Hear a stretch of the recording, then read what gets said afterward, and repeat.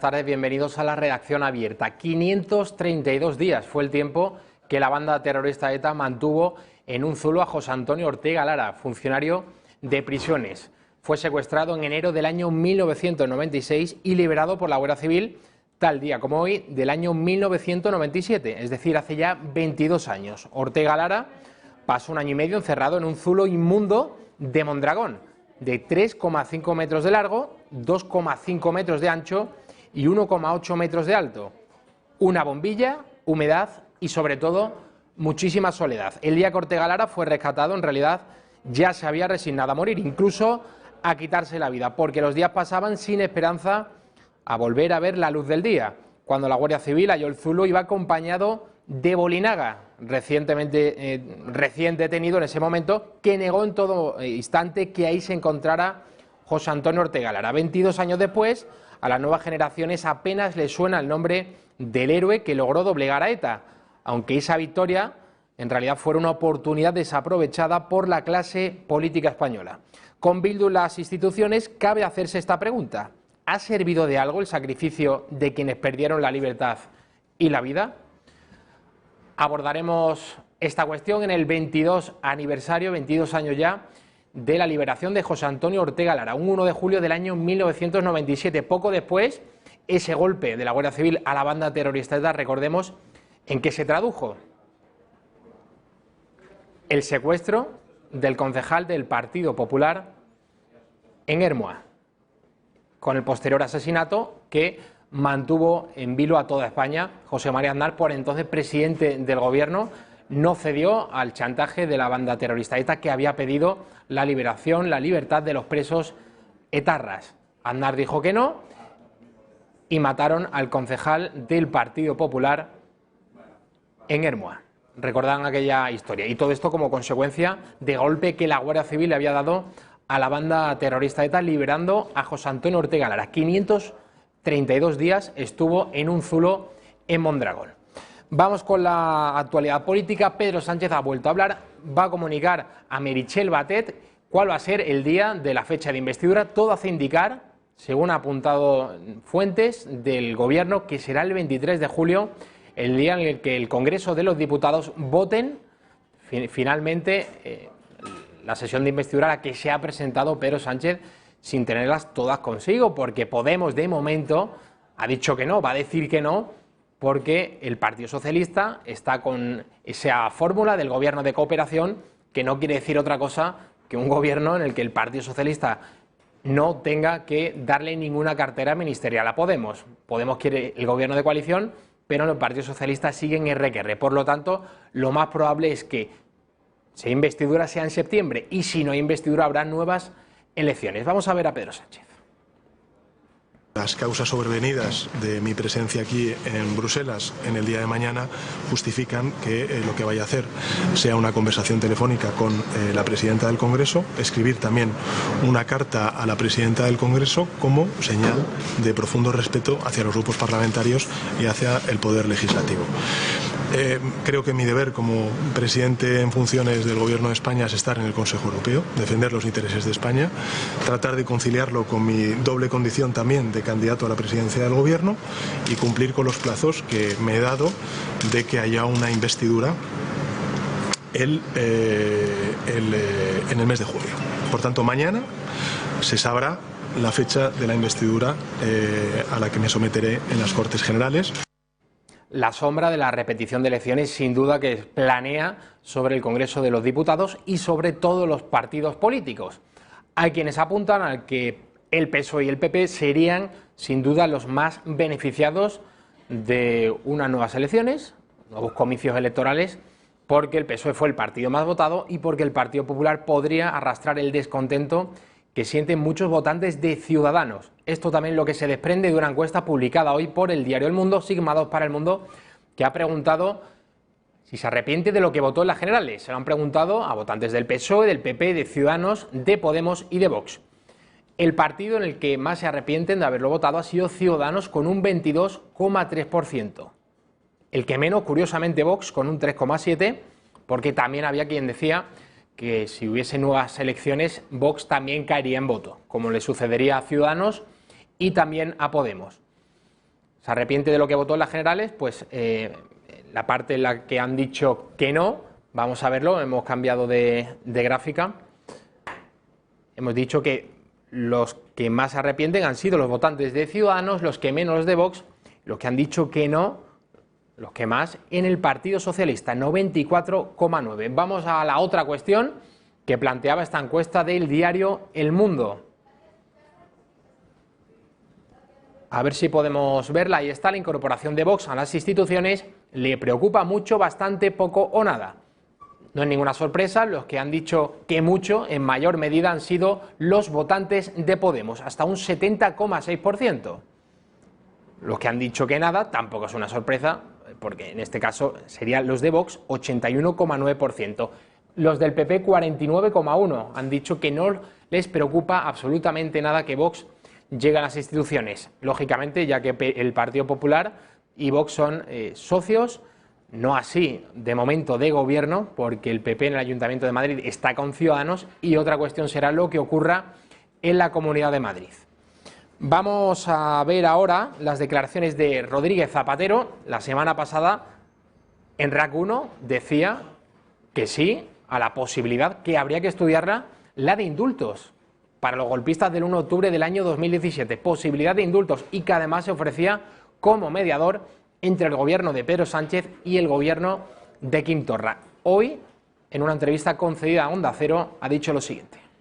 ¿Quiere usted decir que la obligación del gobierno es estudiar las peticiones, las presente quien las presente? Absolutamente, claro, por supuesto no, es que eso está regulado. Hay un trámite, los indultos se piden, el Ministerio de Justicia... Entonces no es posible ser partidario, es lo que soy partidario de que se estudie y soy partidario de que se respete la evaluación, si es que hay una sentencia condenatoria, dos, si es que se piden los indultos, y tres, que se deje al gobierno que se estudie si es que tiene que llegar ese trámite. Eso es lo que he dicho, ni una coma más ni una coma menos. Entonces decir que he dicho que soy partidario de los indultos es un gran fake, una gran mentira que denuncio. Hoy José María Aznar ha vuelto a respaldar a Pablo Casado, a su pupilo, sin duda de todos los líderes que ha tenido el Partido Popular en los últimos años, en el que siempre se ha visto proyectado Pablo Casado. A quien ha admirado de verdad es a José María Aznar. Esto nunca lo ha ocultado.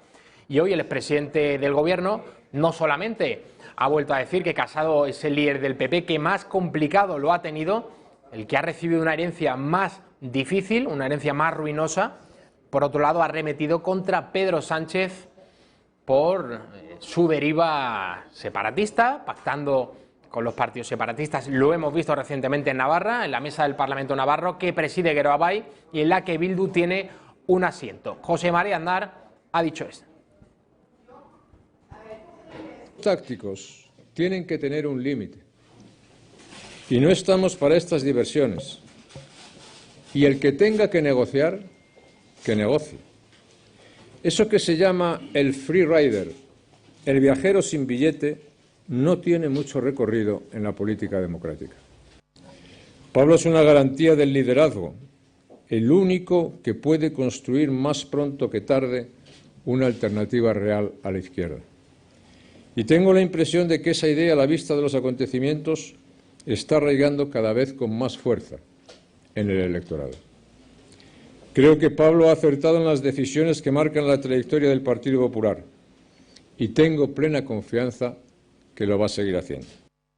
Llevan diciendo un tiempo en Podemos que hay una gran parte significativa en el Partido Socialista que lo que realmente están buscando es la abstención de la derecha, es decir, de Ciudadanos o del Partido Popular, que este es el verdadero objetivo del PSOE de Pedro Sánchez, que es la estrategia que habría trazado Iván Redondo, estratega de cabecera, máximo asesor de máxima confianza para Pedro Sánchez. Vamos a ver ahora lo que dice Pablo Casado cuando le han vuelto a plantear esta cuestión. Si el Partido Popular, en la votación de investidura, que como hemos dicho anteriormente, posiblemente lo más seguro es que sea el próximo 23 de julio, ¿qué haría el Partido Popular? No cooperaré, ni activa ni pasivamente, para que el Partido Socialista siga igual. Creo que mi tarea y la de mi partido es muy clara: reconstruir el pilar derecho de nuestro sistema y señalar el camino para la construcción del pilar izquierdo, animando a que se haga. El Partido Popular ha cometido errores, sin duda, pero nunca ha actuado deliberadamente para apartar del juego político al Partido Socialista. Jamás. Y jamás lo hará mientras yo sea presidente. Pero una cosa es no querer apartar del juego al socialismo y otra aceptar el cambio de reglas del juego que el socialismo quiere imponer. El problema aparece cuando se rechaza la única salida posible, cuando se rechaza la responsabilidad y, por tanto, se rechaza también cualquier rectificación que explicite, como error catastrófico, la pretensión de excluir al PP y de colocar a los nacionalistas y los radicales como socios preferentes. No parece ninguna tontería entonces lo que viene diciendo Podemos, que en realidad el Partido Socialista está buscando la abstención de la derecha, de PP y de Ciudadanos. Vamos a ver lo que ha dicho la ministra portavoz Isabel Celaá, que ha tachado, que ha acusado a Pablo Casado de contradecirse. No, pues me parece una contradicción, es decir, en sus propios términos. Estamos en un ámbito universitario y yo creo que es un lugar extraordinario para ejercer la lógica. Fernández Vara, por si quedaba alguna duda, que es el presidente de Extremadura, uno de los varones que tiene Pedro Sánchez a lo largo y ancho de España, ha señalado que el objetivo es sin duda formar un gobierno monocolor del Partido Socialista en el que Podemos quede fuera. Y es que queremos hacer un gobierno de cooperación con Unidas Podemos, lo cual no sigue que estén presentes en los consejos de ministros o en el Consejo de Ministros. Esa es la posición que mantiene el partido y no sale de la casualidad, sale de la dirección del partido a la que yo pertenezco y en cuyos debates he estado presente. Y no hay nada que desvirtúe, ni ninguna voz dentro del PSOE que desvirtúe esa posición, porque creemos que en estos momentos hay suficientes desafíos en el futuro como para que pueda haber colaboración de programa, pueda haber colaboración parlamentaria y pueda haber colaboración en diferentes niveles, sin necesidad de que estén presentes en el Consejo de Ministros, ¿no? Se incorpora a la mesa de la redacción abierta Miguel Gutiérrez, muy bienvenido. Muy bien hallado. Bueno, con una cuestión importantísima, el estado de salud de Rafa Núñez Huesca. Esta mañana faltaba nuestro compañero, director, conductor, presentador de la redacción abierta del mediodía o de la mañana, porque, bueno, está un poco pachucho, ¿no, Miguel, con la garganta? Está con la garganta mal, efectivamente, eso me acaba de decir, y a ver si mañana puede venir, me ha dicho. ¿Te ha dicho que entonces está mejor? No, que está bastante fastidiado, pero que va a intentar venir mañana. Que va a intentar venir. Vamos a ver, don Rafael, a ver si... Dice que ha sido el aire acondicionado, ¿no?, lo que ha motivado que apenas pueda hablar Rafael Núñez Huesca. Es muy malo y es bastante insano, los expertos así lo aseguran, dormir con el aire acondicionado puesto. Así que, señor Rafael Núñez Huesca, háganos caso por una vez a este humilde programa, la redacción abierta de la tarde, y reincorpórese, mejórese. Ahí lo tenemos, por cierto. Lo antes posible. Todas las mañanas, mediodía de 12:30 a 2:30, la redacción abierta con Rafa Núñez Huesca y Miguel Gutiérrez. Bueno, Miguel, seguimos con los pactos. Sí. Según han filtrado algunos periodistas, porque a su vez les ha llegado esta información de fuentes del gobierno, la votación de investidura se va a producir el próximo día 23 de julio. Final del 23. Y estamos viendo que de momento Sánchez no mueve un peón del tablero. Gobierno de cooperación es todo lo que el Partido Socialista está ofreciendo a Podemos. Usted pone los escaños y yo pongo las políticas, pero usted no va a entrar, no va a formar parte del gobierno de España. Lo hemos escuchado a Fernández Vara y ha sido el plan desde el principio que ha lanzado Sánchez. Recordemos también cuando Pablo Iglesias salía muy contento de la primera reunión que mantenía con Pedro Sánchez, diciendo aquello de no creo que Sánchez me esté engañando. No, si es que, a ver, realmente ya lo dijeron al principio, que lo que ellos querían era gobernar en solitario, porque consideraban que habían tenido un apoyo suficiente de todo el electorado, pues para poder llevar a cabo sus políticas, ya sea con la asociación de otros partidos, con el apoyo de Podemos. Pero es que, Javier, va a ser una legislatura muy complicada, en el sentido de que, aunque tengas el apoyo de Podemos, nos siguen faltando, pues son 23 y 35, 58, sí, nos siguen faltando muchos escaños para llegar a esa mayoría absoluta para poder aprobar las cosas. Es decir, que más le vale buscarse otros socios, porque aunque Podemos le apoye, digamos, gratuitamente, sin entrar en el gobierno, porque hagan un programa progresista, aún así les va a hacer falta... Bueno, hay otras formaciones de izquierdas que a lo mejor sí que le apoyan, pero algo tendrán que dar a cambio, no creo que lo den gratis, la verdad. ¿Qué dicen desde Ciudadanos? José Manuel Villegas. Ojo a cómo está vendiendo la película. Dice que es Vox el que no está permitiendo el gobierno en la Comunidad de Madrid. que si Vox bloquea el acuerdo PP-Ciudadanos, entonces la responsabilidad será suya, la de una repetición de elecciones. Vamos a verlo. Insisto, hay una previa que aún no está, que es que Ciudadanos y el Partido Popular nos pongamos de acuerdo, a la redundancia, firmemos un pacto de gobierno, firmemos unas políticas para los próximos 4 años y firmemos una estructura de gobierno. Eso aún no está encima de la mesa y, por tanto, tampoco le podemos pedir a los demás grupos que se sumen a un acuerdo que aún no existe. Vamos a seguir trabajando estos días para llegar a ese pacto con el Partido Popular y, cuando lo tengamos, le pediremos al resto de grupos, en este caso Vox, pues tendrá que decidir si vota a favor y permite que haya ese gobierno basado en ese acuerdo, o si no, si bloquea la situación, y entonces pues se abrirán otros escenarios como la de la repetición electoral en la Comunidad de Madrid. Miguel, ¿tú respaldas lo que dice el señor Villegas? Esto no termino de entender en el sentido de que si tú quieres formar un gobierno y necesitas unos apoyos, pues evidentemente, como una negociación cualquiera, no puedes esperar obtener el apoyo del otro partido de forma gratuita, y es un poco lo que ellos quieren, ¿no? Forzar a Vox y luego encima echarle la bronca a Vox, la culpa, quiero decir, a Vox por no apoyar sin que le den nada a cambio, es decir, por no cumplir con las promesas que a lo que se comprometieron electoralmente, si es que tenían la posibilidad, con el número de votos que tuvieran y de escaños, de llevar eso a cabo. Entonces no se entiende mucho, pero es que claro, Vox puede decir lo mismo: oye, que es que han sido ellos los que ni siquiera se han dignado a negociar nada con nosotros, cuando claramente necesitábamos los votos de los tres, del Partido Popular, de Ciudadanos y de Vox. Y viendo estas dos posiciones, yo me quedo con la de Vox, Javier, creo que es más verdadera. Noelia Vera, Podemos y PSOE. Vamos a verlo.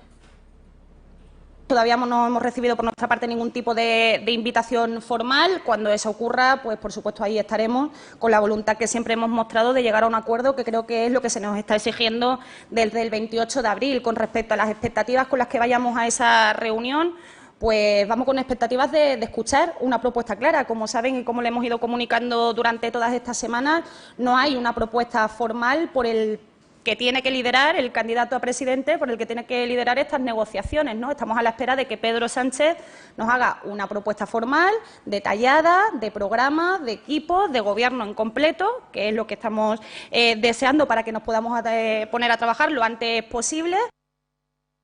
Decía Miguel, mientras veamos las declaraciones de Noelia Vera, que pueden en Podemos esperar sentados, ¿no?, a que Sánchez envíe no creo que sea esa Sánchez propuesta. Claro, no creo que sea Sánchez el que, con la de escaños que le saca, el que sea el que le diga: oye, venga, si vente al gobierno que... Con tus condiciones. Ya, no creo. Es improbable, sin duda. Jaume Asens criticando la investidura fallida de Sánchez. A ver qué sucede en julio, ¿eh? 23. Primera votación de la investidura de Sánchez. Nos parece irresponsable que el candidato Sánchez se presente a una investidura sin haber conseguido ningún acuerdo con ninguna de las fuerzas con representación parlamentaria. Es una irresponsabilidad que no se merece la ciudadanía española, que de forma reiterada ha sido convocada y ha ido masivamente a cumplir con sus compromisos democráticos votando a las diferentes opciones. Para nosotros el mensaje es nítido, es claro: la gente quiere un gobierno de cambio, un gobierno de progreso, un gobierno de coalición, y creemos que la decisión de Pedro Sánchez está defraudando las expectativas. ¿Y qué va a suceder con Esquerra Republicana de Cataluña? Que hace unas semanas decía el señor Rufián, decían todos los distintos líderes del partido que no iban a apoyar a Sánchez, que sería un no a la investidura. Luego eso cambió. No sé si a raíz de ese breve encuentro entre Junqueras y Pedro Sánchez en el Congreso de los Diputados, lo recordarás, que le dijo: tenemos que hablar. No te preocupes, respondía el señor Pedro Sánchez. De aquello se acuerdan todos ustedes. Bueno, pues Esquerra está lamentando, vamos a escucharlo ahora, que Sánchez esté enrocado en sí mismo, que no quiera meter a Podemos en el gobierno, pero aún así veremos si hubiese una segunda votación en septiembre, Miguel. Veremos la posición de Esquerra, porque no sé yo si las fuerzas separatistas les convendría una repetición de elecciones. Bueno, a ver, hay que tener en cuenta que los independentistas, según hemos visto en las últimas elecciones, son un electorado muy movilizado. No sé si por la irrupción de Vox o porque realmente quieren poner todo el apoyo para que se consiga efectivamente esa república catalana, pero a las urnas van, desde luego. O sea, esos 15 diputados, que también, bueno, la ley DON contribuye a eso, pero son un electorado muy movilizado, habría que ver, pero yo creo que les beneficiaría a Sánchez una repetición electoral, desde luego. De momento, Marta Villalta llama irresponsable al presidente del Gobierno en funciones. ¿Qué piensa hacer Pedro Sánchez? Si va a ser responsable y valiente y va a entomar esa pelota o va a mirar hacia otro lado, como está haciendo. ¿Cómo puede ser tan irresponsable de creer que es mejor una investidura fallida que no pas el hecho de poder establecer ya un diálogo y una negociación para poder construir esta solución democrática y esta solución política? Nosotros seguimos apostando por este diálogo, por esta negociación, por poder construir esta solución democrática, y delante siempre ha habido, desgraciadamente, una silla vacía.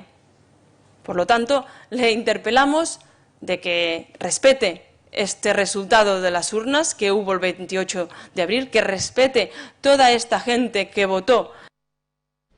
Bueno, más asuntos. ¿Qué sucedía este sábado en Barcelona con motivo de las fiestas del orgullo gay? Ciudadanos acudía con su flamante autobús pensando que le iban a recibir con los brazos abiertos, que iba a ser uno más en la fiesta, que Ciudadanos se considera tan LGTB como los partidos de la izquierda, pero nada más lejos de la realidad. El autobús de Ciudadanos era recibido a pedradas, recibía pintadas, amenazas de que lo iban a quemar, de que iban a pinchar las ruedas del autobús, fuera fascistas, y efectivamente Ciudadanos tenía que dar marcha atrás, no podía sumarse a las fiestas del orgullo en Barcelona, Miguel. Sí, no, yo de verdad es que sigo sin entender un poco qué hace Ciudadanos con este tipo de asuntos, porque vale, es que realmente no es que sea culpa suya, ¿no?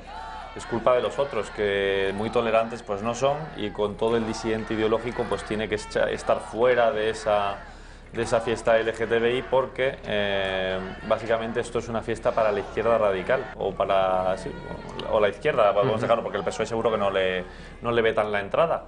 Pero Ciudadanos debe de replantearse esto y decir, vale, pues no se va más al 8M, no se va más al orgullo, porque lo tienen tan sectarizado, por así decirlo, que realmente, aunque tú apoyes esas políticas LGTBI, pues estás fuera de su rango ideológico y no puedes participar, Javier. Lo hemos dicho esta mañana en la redacción abierta, Miguel.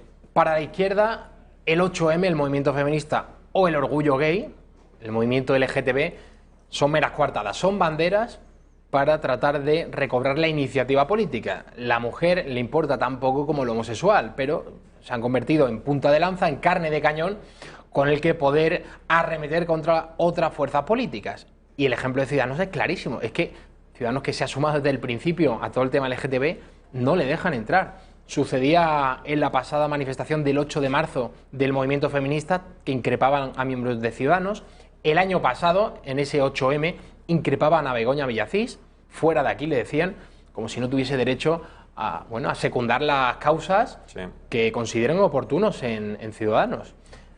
Es la reflexión que sin duda tendría que hacer el partido de Albert Rivera, porque no quieren saber nada de ellos. No quieren saber nada de ellos en el orgullo LGTB, por mucho que Ciudadanos se diga que defiende a los homosexuales. Pero tiene que entender, que está muy bien defender a todo el mundo, pero tiene que entender Albert Rivera que efectivamente que son causas secuestradas por la izquierda, que son tentáculos de la izquierda. Vamos a ver a un miembro de Ciudadanos en Barcelona, Roberto de Godos, narrando el ataque que sufrían el pasado sábado. Bueno, acabamos de recibir el ataque de unos intolerantes hoy en el día del Pride de Barcelona. Nos han pintado el autobús en el que íbamos. Era un recorrido de unas 2 horas, pero hemos tenido que terminarlo justo al empezar. Nos han acorralado, nos han pintado, como ya digo, el autobús. Nos han dicho que nos iban a quemar entero el autobús, literalmente, y que nos iban a pinchar las ruedas. Y así es como ha quedado el autobús. Lleno de pintadas, lleno de, bueno, en definitiva, de mensajes que nos dicen que nos vayamos fuera. Ya han advertido, ya han anunciado las filas de Ciudadanos que van a emprender acciones legales. queremos denunciar hoy el acoso y el señalamiento, la intolerancia que sufrimos ayer en Ciudadanos con motivo del orgullo en varias ciudades, como en Barcelona, como en Valencia, como en Sevilla, en una fiesta que es de libertad, que es de igualdad. Es intolerable que se imponga el sectarismo y, por tanto, nosotros estamos convencidos de que nadie ha salido del armario por su condición sexual, levantando la mano y enfrentándose a los totalitarios para que ahora vengan otros totalitarios y te quieran encerrar en otro armario por tus ideas. Nosotros les queremos decir una cosa muy clara a los intolerantes. Por mucho que nos griten, por mucho que nos insulten, por mucho que nos tiren pintura en nuestra carroza o incluso que nos ataquen con pintura, nosotros mismos no van a conseguir callarnos. Bueno, de momento no está teniendo éxito Ciudadanos cuando acuñó el término de feminismo liberal, y no sé si aquí también están hablando de liberalismo LGTB o algo parecido, pero desde luego que en ambos movimientos de la izquierda no son bienvenidos. No, en absoluto, y es que lo que te lo comentaba mientras escuchábamos, Javier, que es que el manifiesto, por ejemplo, del 8M, pues iba mucho más allá de lo que podemos entender como feminismo. Bueno, es que yo ni siquiera considero eso feminismo, ¿no? Porque realmente no es que consigan la igualdad entre hombres y mujeres, sino que quieren poner a uno por encima, como con las leyes de violencia de género, y a otro por debajo. Tú siempre, como hombre, vas a ser el malo, y tu mujer siempre buena, siempre hay que creerte, ¿no? Y luego, fíjate, luego pasa lo de infancia libre, y tenemos muchos casos que parece que cada cosita que dice Vox, si se investiga un poquito y van a salir más cosas a la luz. Tiene toda la razón, pero bueno, volviendo a ese manifiesto, que era, bueno, podemos decir marxista, ¿no? Comunista, básicamente, pues Ciudadanos, a pesar de saber eso, ahí se meten. Y bueno, pues claro, si te juntas con esas ideologías, que esto es lo mínimo que te puede pasar. Así lo reflexionaba José Manuel Villegas. Lamentables acontecimientos que se han producido durante el fin de semana. Lamentamos que en una fiesta de libertad, como es las fiestas que alrededor del orgullo, se hayan producido actitudes sectarias, actitudes violentas, ataques a los miembros de Ciudadanos que, como cada año, han participado en estas celebraciones, reivindicativas. Y vamos a cambiar asunto. En Madrid, esta mañana, ya 1 de julio, el nuevo alcalde, José Luis Martínez Almeida, ponía fin a las multas en Madrid Central. ¿Y qué ha sucedido? Que los señores de Greenpeace han acudido a cortar la calle Alcalá, la confluencia entre Alcalá y Gran Vía.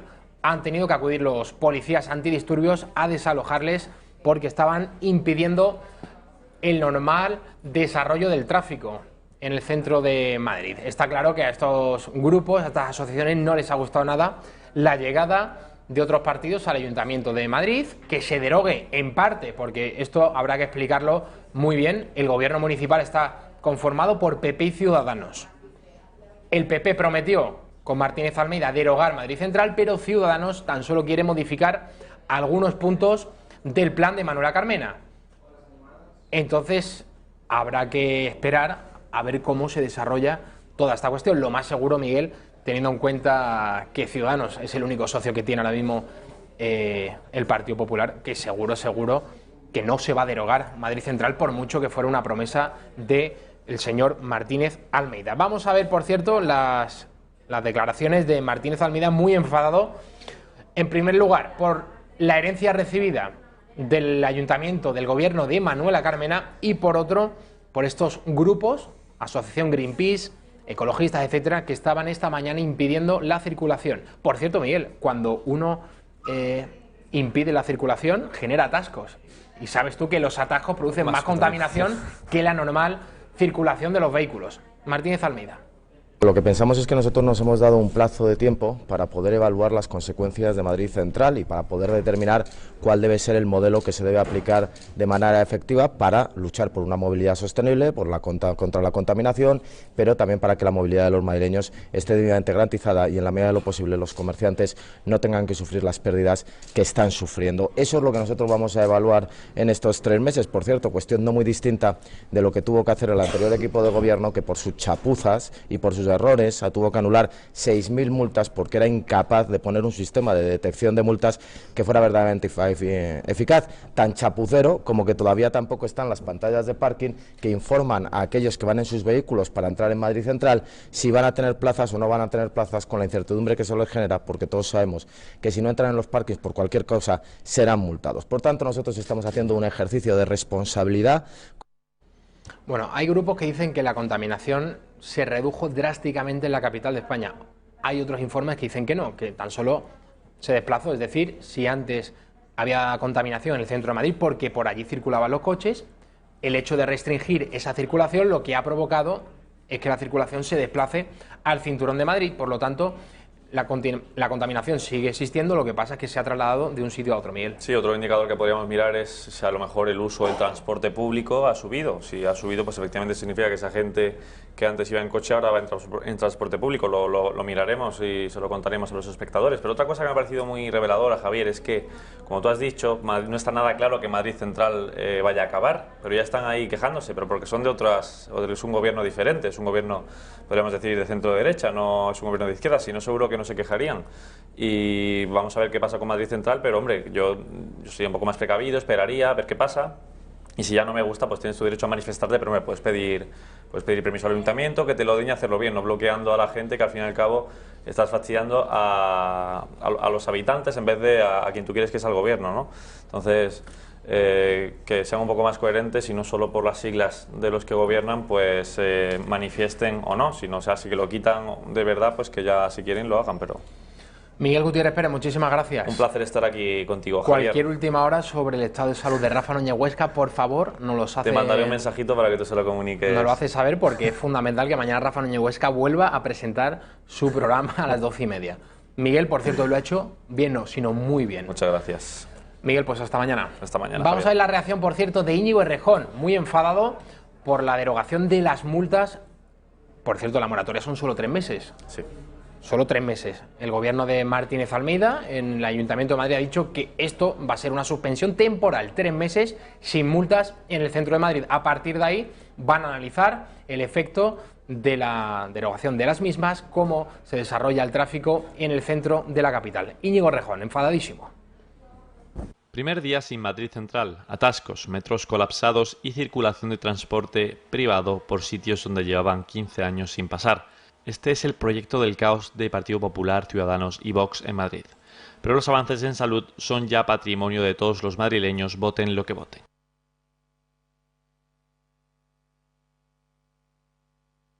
Y mientras en la capital el debate es Madrid Central sí o Madrid Central no, en la Comunidad de Madrid el fuego sigue sin control.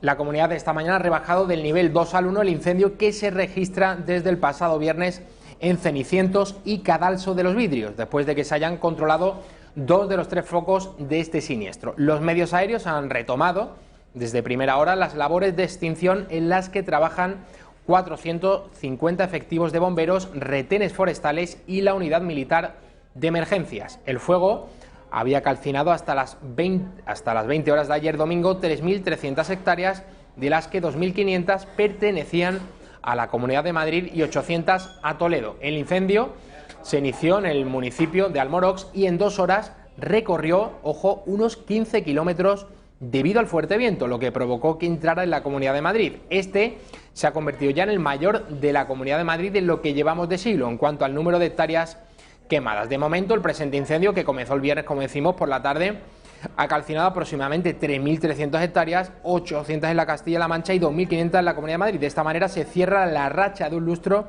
sin incendios graves en la región. Supera en extensión al incendio de agosto del año 2012, que arrasó más de 1.800 hectáreas de los términos municipales de Robledo de Chabela, Valdemaqueda y Santa María de la Alameda, el peor de los últimos 20 años hasta ahora. Mientras esto sucede, como decimos en la comunidad, polémica entre el gobierno de España, el gobierno en funciones de Pedro Sánchez y el Vaticano. No han gustado las declaraciones del nuncio apostólico, el señor Renzo Frattini, que ha señalado que detrás de la obsesión de este ejecutivo en exhumar los restos de Francisco Franco, lo que quieren es volver a las 2 Españas, al guerra civilismo y ha acusado a Sánchez de resucitar directamente a Franco. Vamos a ver las declaraciones en primer lugar de Carmen Calvo y luego las del propio nuncio Renzo Frattini. El nuncio se ha saltado una ley española que la ha criticado de esta manera y eso es completamente inusual en las relaciones diplomáticas. Así que el Gobierno se va a quejar ante la Santa Sede de semejante intromisión, que no corresponde, repito, porque se trata de discutir una ley y a un gobierno legal y legítimo como el de España, antes y ahora en funciones, que lo que trata es de ejecutar un mandato del Parlamento español, de la recomendación que Naciones Unidas ha hecho a España en 2 ocasiones, de que exhume al dictador de un lugar de homenaje público donde está todavía. Sinceramente, hay tantos problemas en el mundo y en España, ¿por qué resucitarlo? Yo digo que han resucitado a Franco, dejarlo en paz será mejor. La mayoría de gente, de los políticos, tiene esa idea porque han pasado 40 años de la muerte. Ha hecho lo que ha hecho, Dios juzgará. No ayuda a vivir mejor recordar algo que ha provocado una guerra civil. Veremos cómo sigue esta polémica entre el Gobierno de España y el Vaticano. En plano internacional, encuentro uno más, el tercero entre Donald Trump y Kim Jong-un, el presidente de Corea del Norte. Ambos han dado un paso al frente, yo creo que de manera histórica. Se han reunido este domingo en la zona desmilitarizada, la franja fronteriza entre las dos Coreas, Corea del Norte y Corea del Sur, y desde la línea de demarcación han pasado juntos, como estamos viendo, a suelo norcoreano. Esos breves segundos han convertido a Donald Trump, lo vamos a ver enseguida, que atraviesa, ahí está, ahí lo estamos viendo. Esos breves segundos en los que Trump ha estado en Corea del Norte le convierten en el primer presidente de su país que pisa suelo de Corea del Norte, que todavía sigue siendo un enemigo de los Estados Unidos. Lo que está por ver ahora es si el gesto da frutos y el reinicio de las negociaciones que ha anunciado el inquilino de la Casa Blanca conduce a avances sustanciales, o si el momento histórico se queda en un mero espectáculo de televisión. A las 8:30 hora española, la Aldea de la Paz, en la frontera, que ha visto celebrar más de 800 rondas de conversaciones entre las dos Coreas, Trump salió de la Casa de la Paz, como decimos, en el sur. Kim lo hacía desde el pabellón en el norte, en una cena copiada de la cumbre intercoreana que en abril del año pasado celebraron el mandatario y el presidente surcoreano Moon Jae-in, y que abrió al líder del norte el camino para ser aceptado en la diplomacia internacional. Ambos saltaron juntos a suelo norcoreano y recorrieron unos metros. Tras volverse a saludar, ya definitivamente se encaminaron al sur. En unas breves declaraciones y antes de pasar a una reunión privada con su invitado, Trump ha asegurado que están pasando muchas cosas positivas en el proceso de conversaciones entre Washington y Pyongyang. También ha destacado Donald Trump la buena relación personal con Kim Jong-un desde su primera cumbre el 12 de junio del año 2018 en Singapur. Vamos ahora hasta Hong Kong porque se están produciendo graves disturbios, incluso que han asaltado el propio Parlamento. De fondo lo que hay es una protesta, un malestar ciudadano, malestar creciente, porque no quieren que China, que Pekín, siga quitándoles autonomía a la que era antigua colonia británica. Vamos a ver.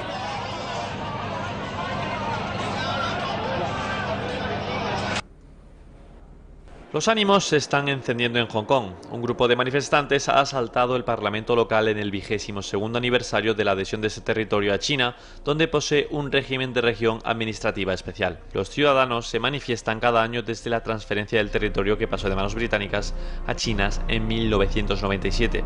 Los manifestantes han derribado las vallas metálicas que protegen el complejo y han roto los cristales, a lo que la policía ha respondido con gases lacrimógenos y con un despliegue de antidisturbios. La presencia policial no ha sido suficiente y los manifestantes han entrado en la Cámara. La creciente tensión en las calles ha provocado que el acto conmemorativo de la adhesión del territorio a China sea realizado dentro del edificio, algo que nunca se había hecho. Las protestas también han bloqueado las principales calles de la ciudad. La población local ha mostrado su malestar por medio de manifestaciones desde que se aprobó la ley de extradición a China, una ley que ha sido suspendida por la multitudinaria respuesta de la población que se ha echado a la calle en las últimas semanas. Sin embargo, esto no es suficiente para los hongkoneses, que temen el incremento de influencia de Pekín en la región y rechazan la labor del gobierno local y sobre todo de la jefa de gobierno, Carrie Lam, por su deriva pro-China. La jefa de gobierno ha asegurado que quiere comprender lo que sienten los manifestantes.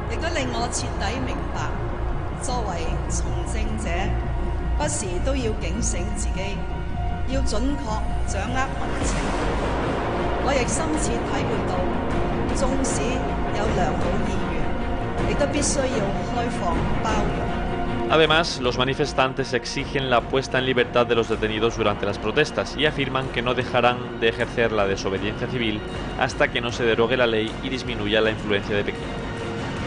Y el pasado fin de semana se celebró la reunión del G20 en Osaka, en Japón.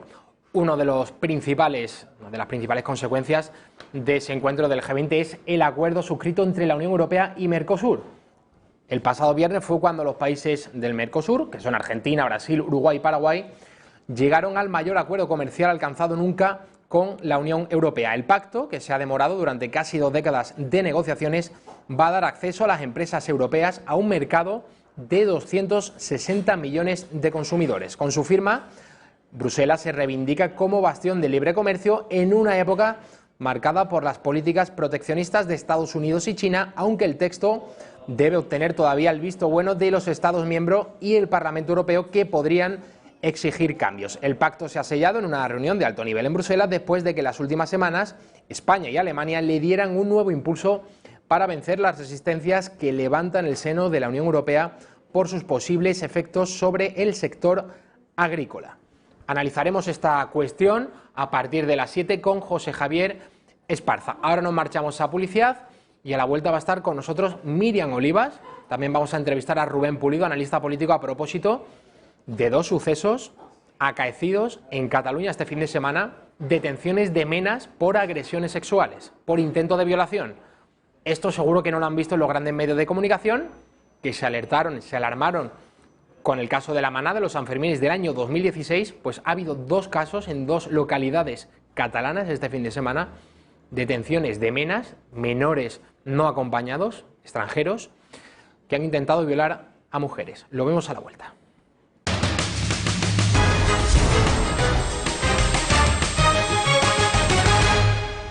Seguimos en la redacción abierta, a la que se incorpora Miriam Oliva. Miriam, pues súbete.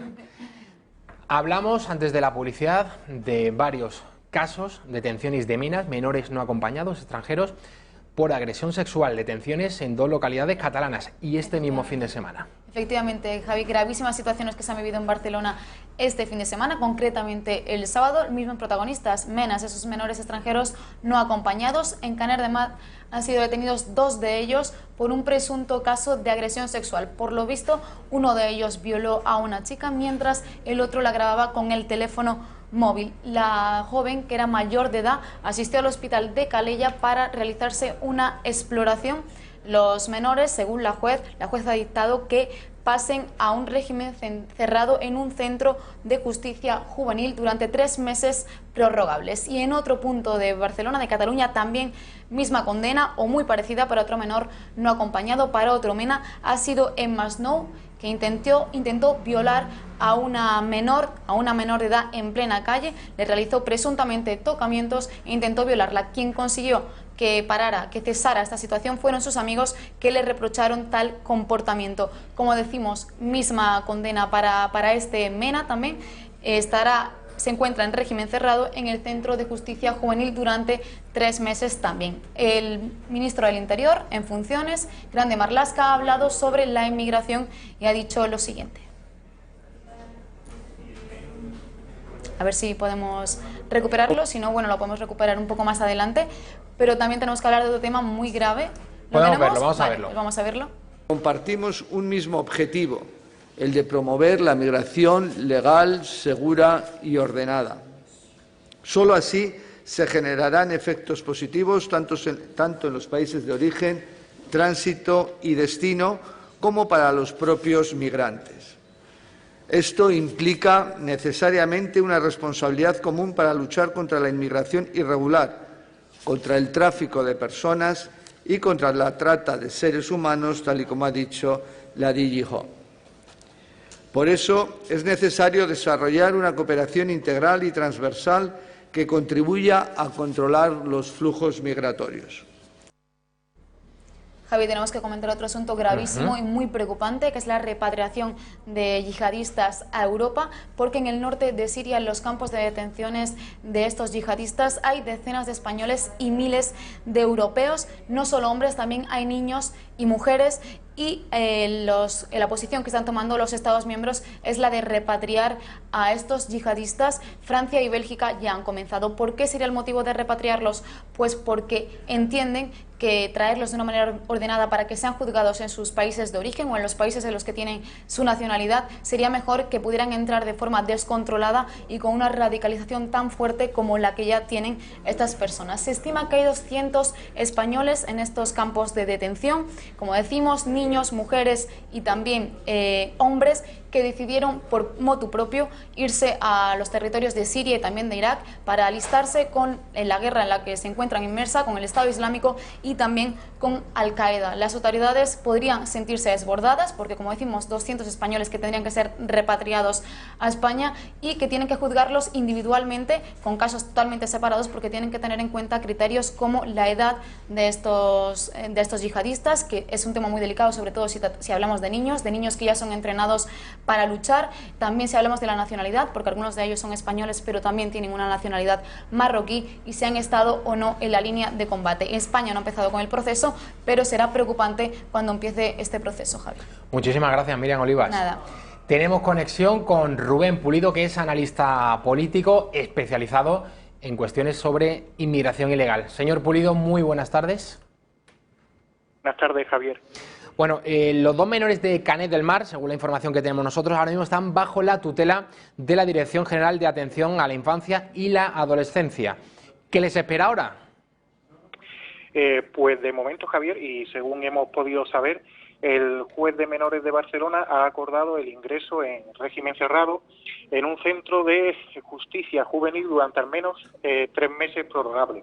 Algo que viene de la mano también del criterio de la propia Fiscalía, la cual solicitaba proceder cuanto antes al internamiento de estos menas. No obstante, pues parece un poco irrisorio que se haya de momento optado por esos 3 meses de internamiento que comparados con las penas que se imponen cuando estas personas son de nacionalidad española, pues son mucho mayores.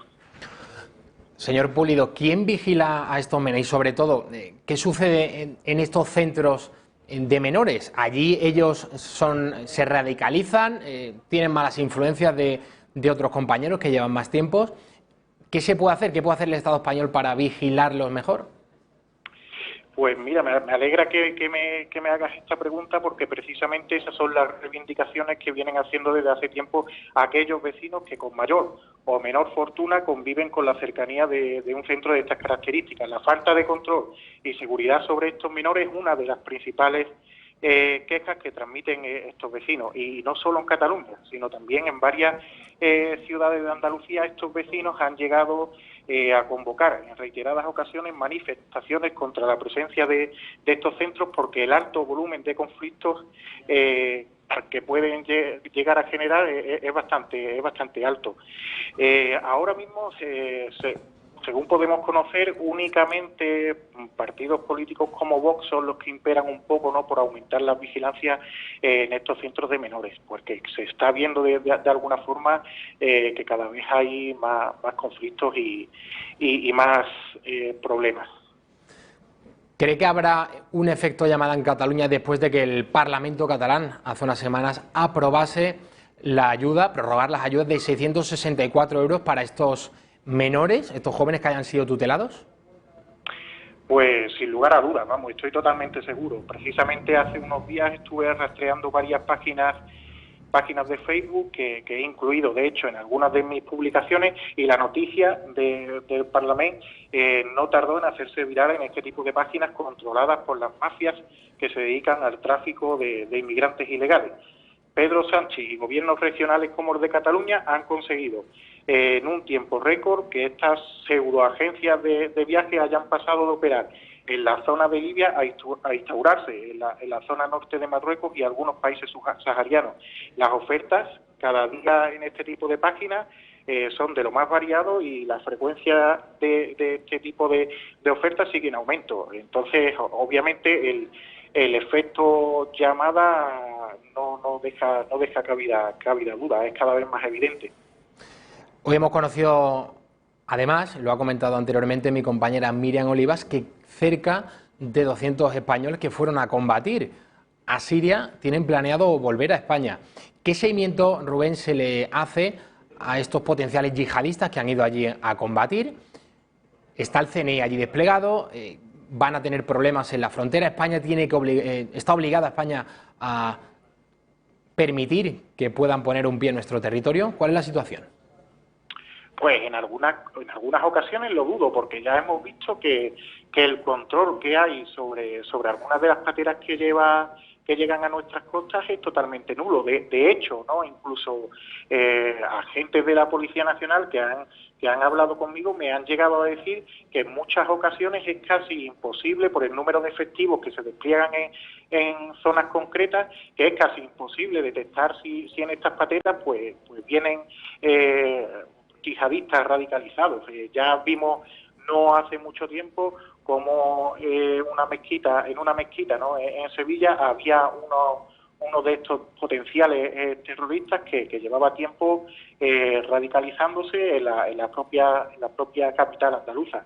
Entonces, pues... ¿Se refiere al que trató de atentar en la Semana Santa? Así es. Y bueno, no es la primera vez que potenciales yihadistas llegan a nuestro país a través de las pateras. Entonces, pues es un poco complicado. Yo creo que quizás habría que dotar de los efectivos necesarios que se vienen reivindicando desde numerosos sindicatos policiales para evitar en cierta medida que estos terroristas entren en nuestro país. Rubén, antes de que finalicemos la entrevista, también hemos analizado lo de Canet de Mar, lo del Masnou. Bajo tu punto de vista, ¿por qué entiendes que estos casos no están suscitando el revuelo mediático? El caso de la manada, los Sanfermines del año 2016. Estamos hablando, pues un caso, vamos, yo no diría parecido, diría idéntico, ¿no? Sí, la similitud es innegable. Yo creo que forma idéntico, salvo por el hecho de que los presuntos violadores son extranjeros. Yo creo que esa es la única diferencia, ¿no? Incluso con un terminal móvil de por medio también, ¿no? Como claro. Ha sido el reciente caso.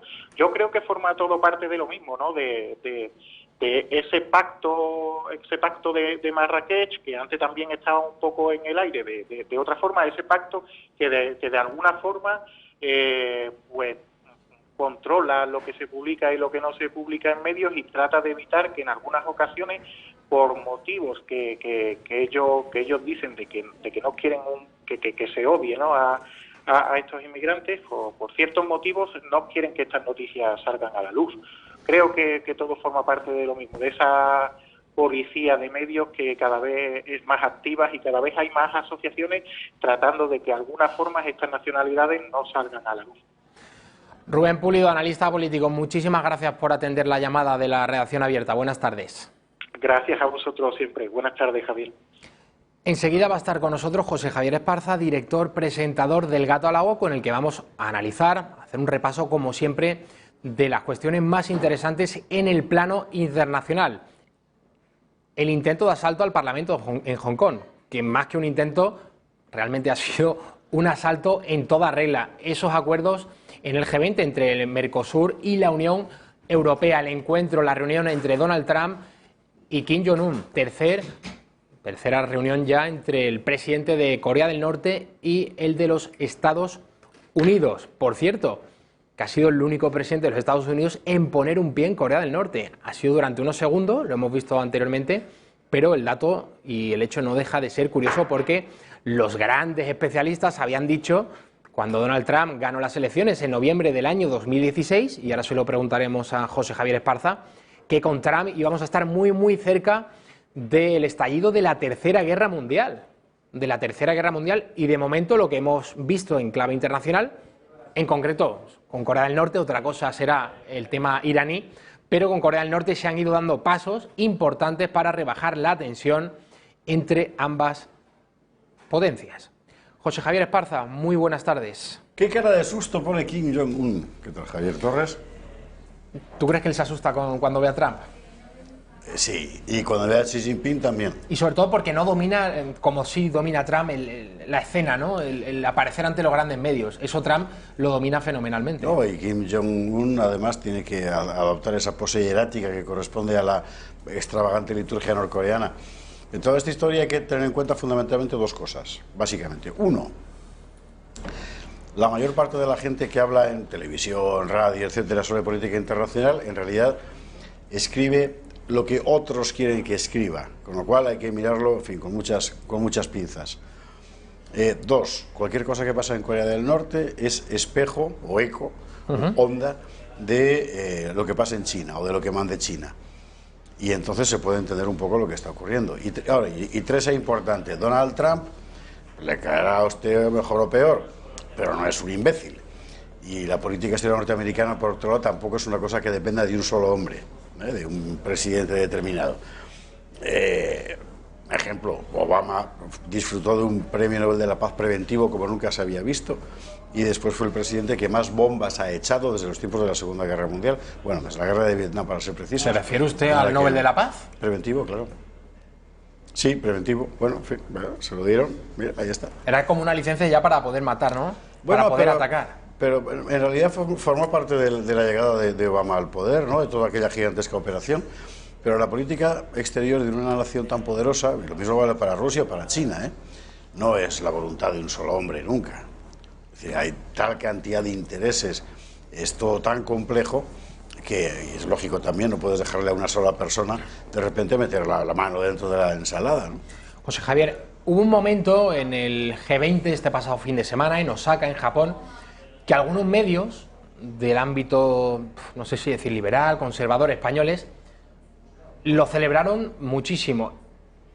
Cuando se dan la mano Donald Trump y Pedro Sánchez, Trump inmediatamente después le dice a Sánchez que se siente, un gesto bastante feo, y a mí no me gustó en tanto en cuanto que Pedro Sánchez es el presidente de España. Es un gesto que ningunea también a nuestro país, Esparza. Yo no sé cómo viste tú este encontronazo, este saludo tan bueno, yo raro. Entiendo tu sentimiento patriótico, pero no creo que lo ningunee, creo que lo pone en su sitio. No lo ningunea, o sea, España le dice siéntate y él se sienta. Le pone en su sitio. Vamos a ver, sí, pero insisto, él obedece, Esparza, él obedece. ¿Qué va a hacer? ¿Ponerse sentarse como Zapatero con la bandera? No, pero vamos a ver. Nosotros podemos seguir manteniendo... Esto es humillante, esto es humillante. ¿Es humillante? Bueno, bien, sí, no te digo que sea cortés. Yo no te estoy diciendo eso. Lo que te estoy diciendo es que España es un país objetivamente bien a nuestro pesar, no, es lo que hemos votado, muy menor. Hemos renunciado a cualquier ejercicio de soberanía en lo económico, en lo militar, en la política exterior, hacemos lo que nos mandan y todo el mundo está encantado. Entonces, bueno, pasan estas cosas que de repente te recuerdan que eres un cipayo. Es lo que hay, ¿no? Pues es lo que hay. Que encima cuando lo dices te dice es que no, eres un fascista. Pues no, pues es lo que hay, objetivamente es así. España tiene la limitación que tiene y bueno, y es lo que todo el mundo ha querido además. ¿Está usted dispuesto a tener un servicio militar obligatorio de 2 años? ¿O de 20 como en Suiza en diferentes fases? ¿De cuánto? ¿En Suiza? No, muy largo. Sabes que la gente hace una mili que luego todos los años tiene que ir a cumplir con el ejército. Unos meses, ¿no? ¿Eso está dispuesto a dedicar a la defensa nacional un porcentaje del PIB importante, del 3%, del 4%? ¿Eso está dispuesto a tener energía nuclear en España para garantizar el abastecimiento energético propio y no depender del petróleo extranjero? ¿Eso está dispuesto a tener una política financiera propia, agresiva y por tanto expuesta a vaivenes en lugar de que sea Bruselas quien le mande? No, ¿verdad? Pues el precio es estas cosas. Ese es un buen debate, José Javier. Es un buen debate. Es el debate. Fue José María Aznar el que quitó la mili, ¿no? En el año 96, 97, si no recuerdo mal. Así es. Vamos a seguir con... Te ha puesto cara de que a él ya no le pilló, claro. A mí no me pilló. A mí no me pueden achacar nada porque no se me ha dado la opción de hacer la mili. Nada, efectivamente. Vamos a seguir hablando de Donald Trump, José Javier, porque los grandes analistas, has dicho anteriormente que la mayoría de los periodistas que se dedican a la información internacional están escribiendo al dictado de otros poderosos. Bueno, al dictado, a saber, al dictado, escriben, digamos que tienen una perspectiva de parte, ¿no? Que es decir, el New York Times tiene una visión muy concreta de las cosas y una función muy concreta dentro del juego internacional de poder. Y el que analiza desde el New York Times o desde el Washington Post analiza desde esa perspectiva, no desde otra. No es un juicio objetivo, neutro, etcétera, ¿no? Sino que hay que filtrar lo que dice a través de esas. Mi compañera Raquel tampoco ha hecho la mili, pero da las órdenes como un sargento. Me dice por vía interna que tenemos que ir a una publicidad y enseguida, en 2 minutos, volvemos con José Javier Esparza.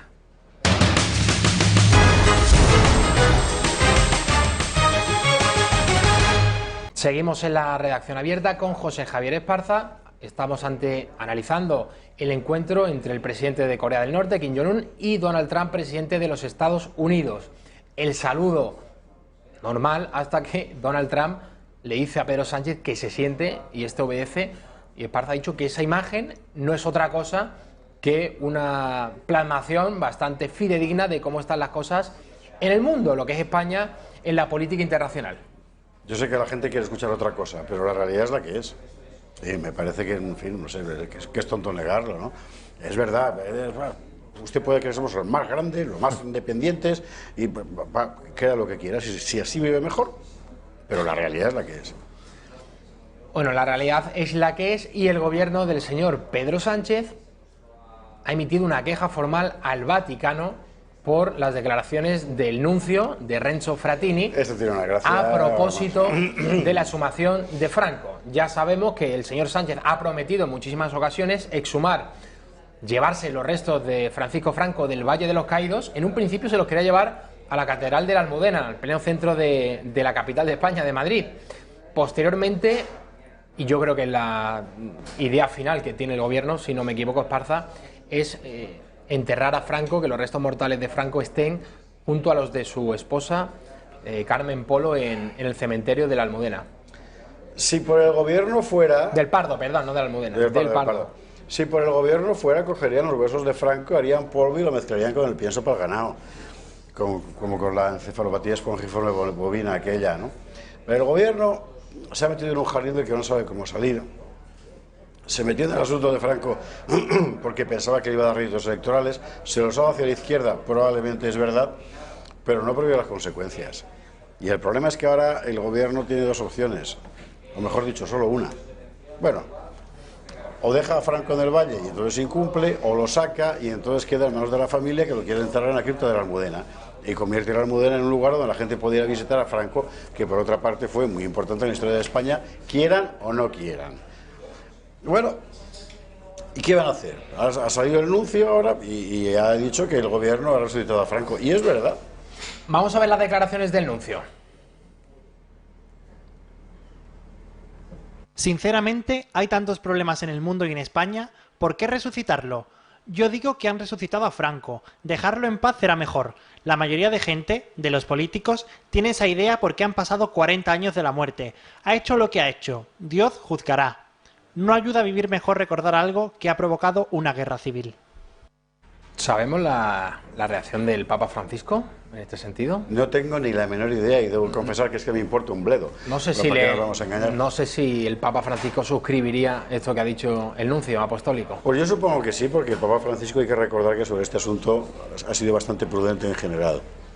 Porque tiene todo el sentido del mundo por otro lado. Es decir, incluso las declaraciones de Frattini me parecen un poco... Es decir,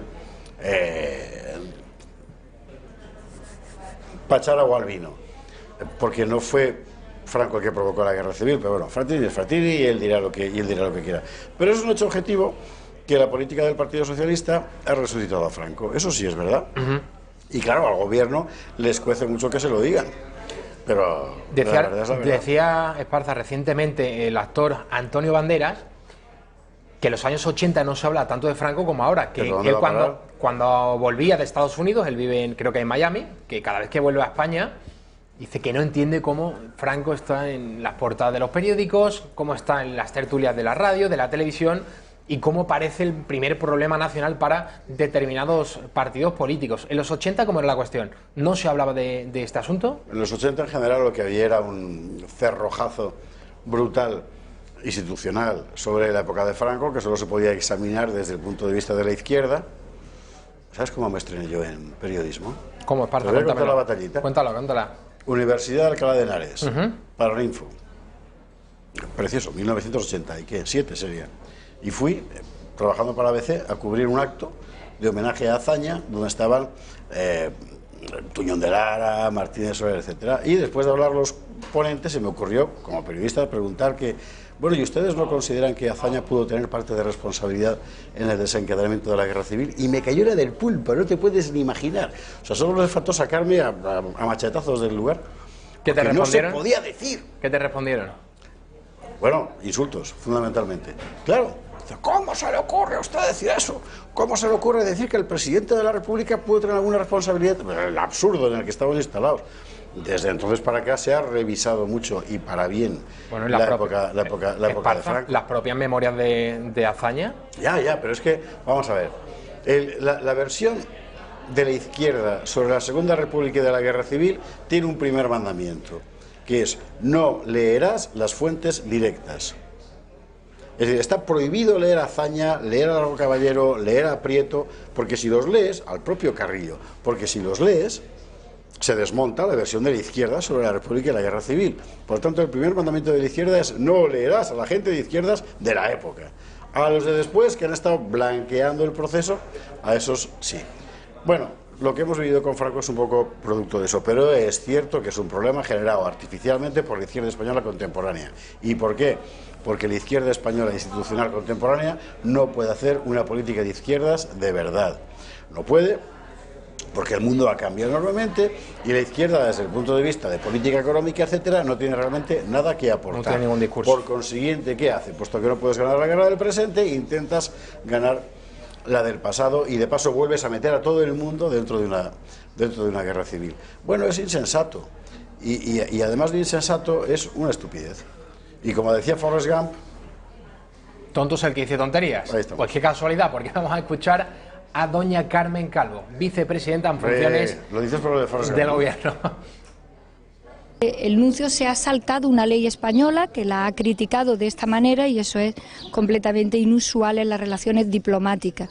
Así que el Gobierno se va a quejar ante la Santa Sede de semejante intromisión, que no corresponde, repito, porque se trata de discutir una ley y a un gobierno legal y legítimo como el de España, antes y ahora en funciones, que lo que trata es de ejecutar un mandato del Parlamento español, de la recomendación que Naciones Unidas ha hecho a España en 2 ocasiones, de que exhume al dictador de un lugar de homenaje público donde está todavía.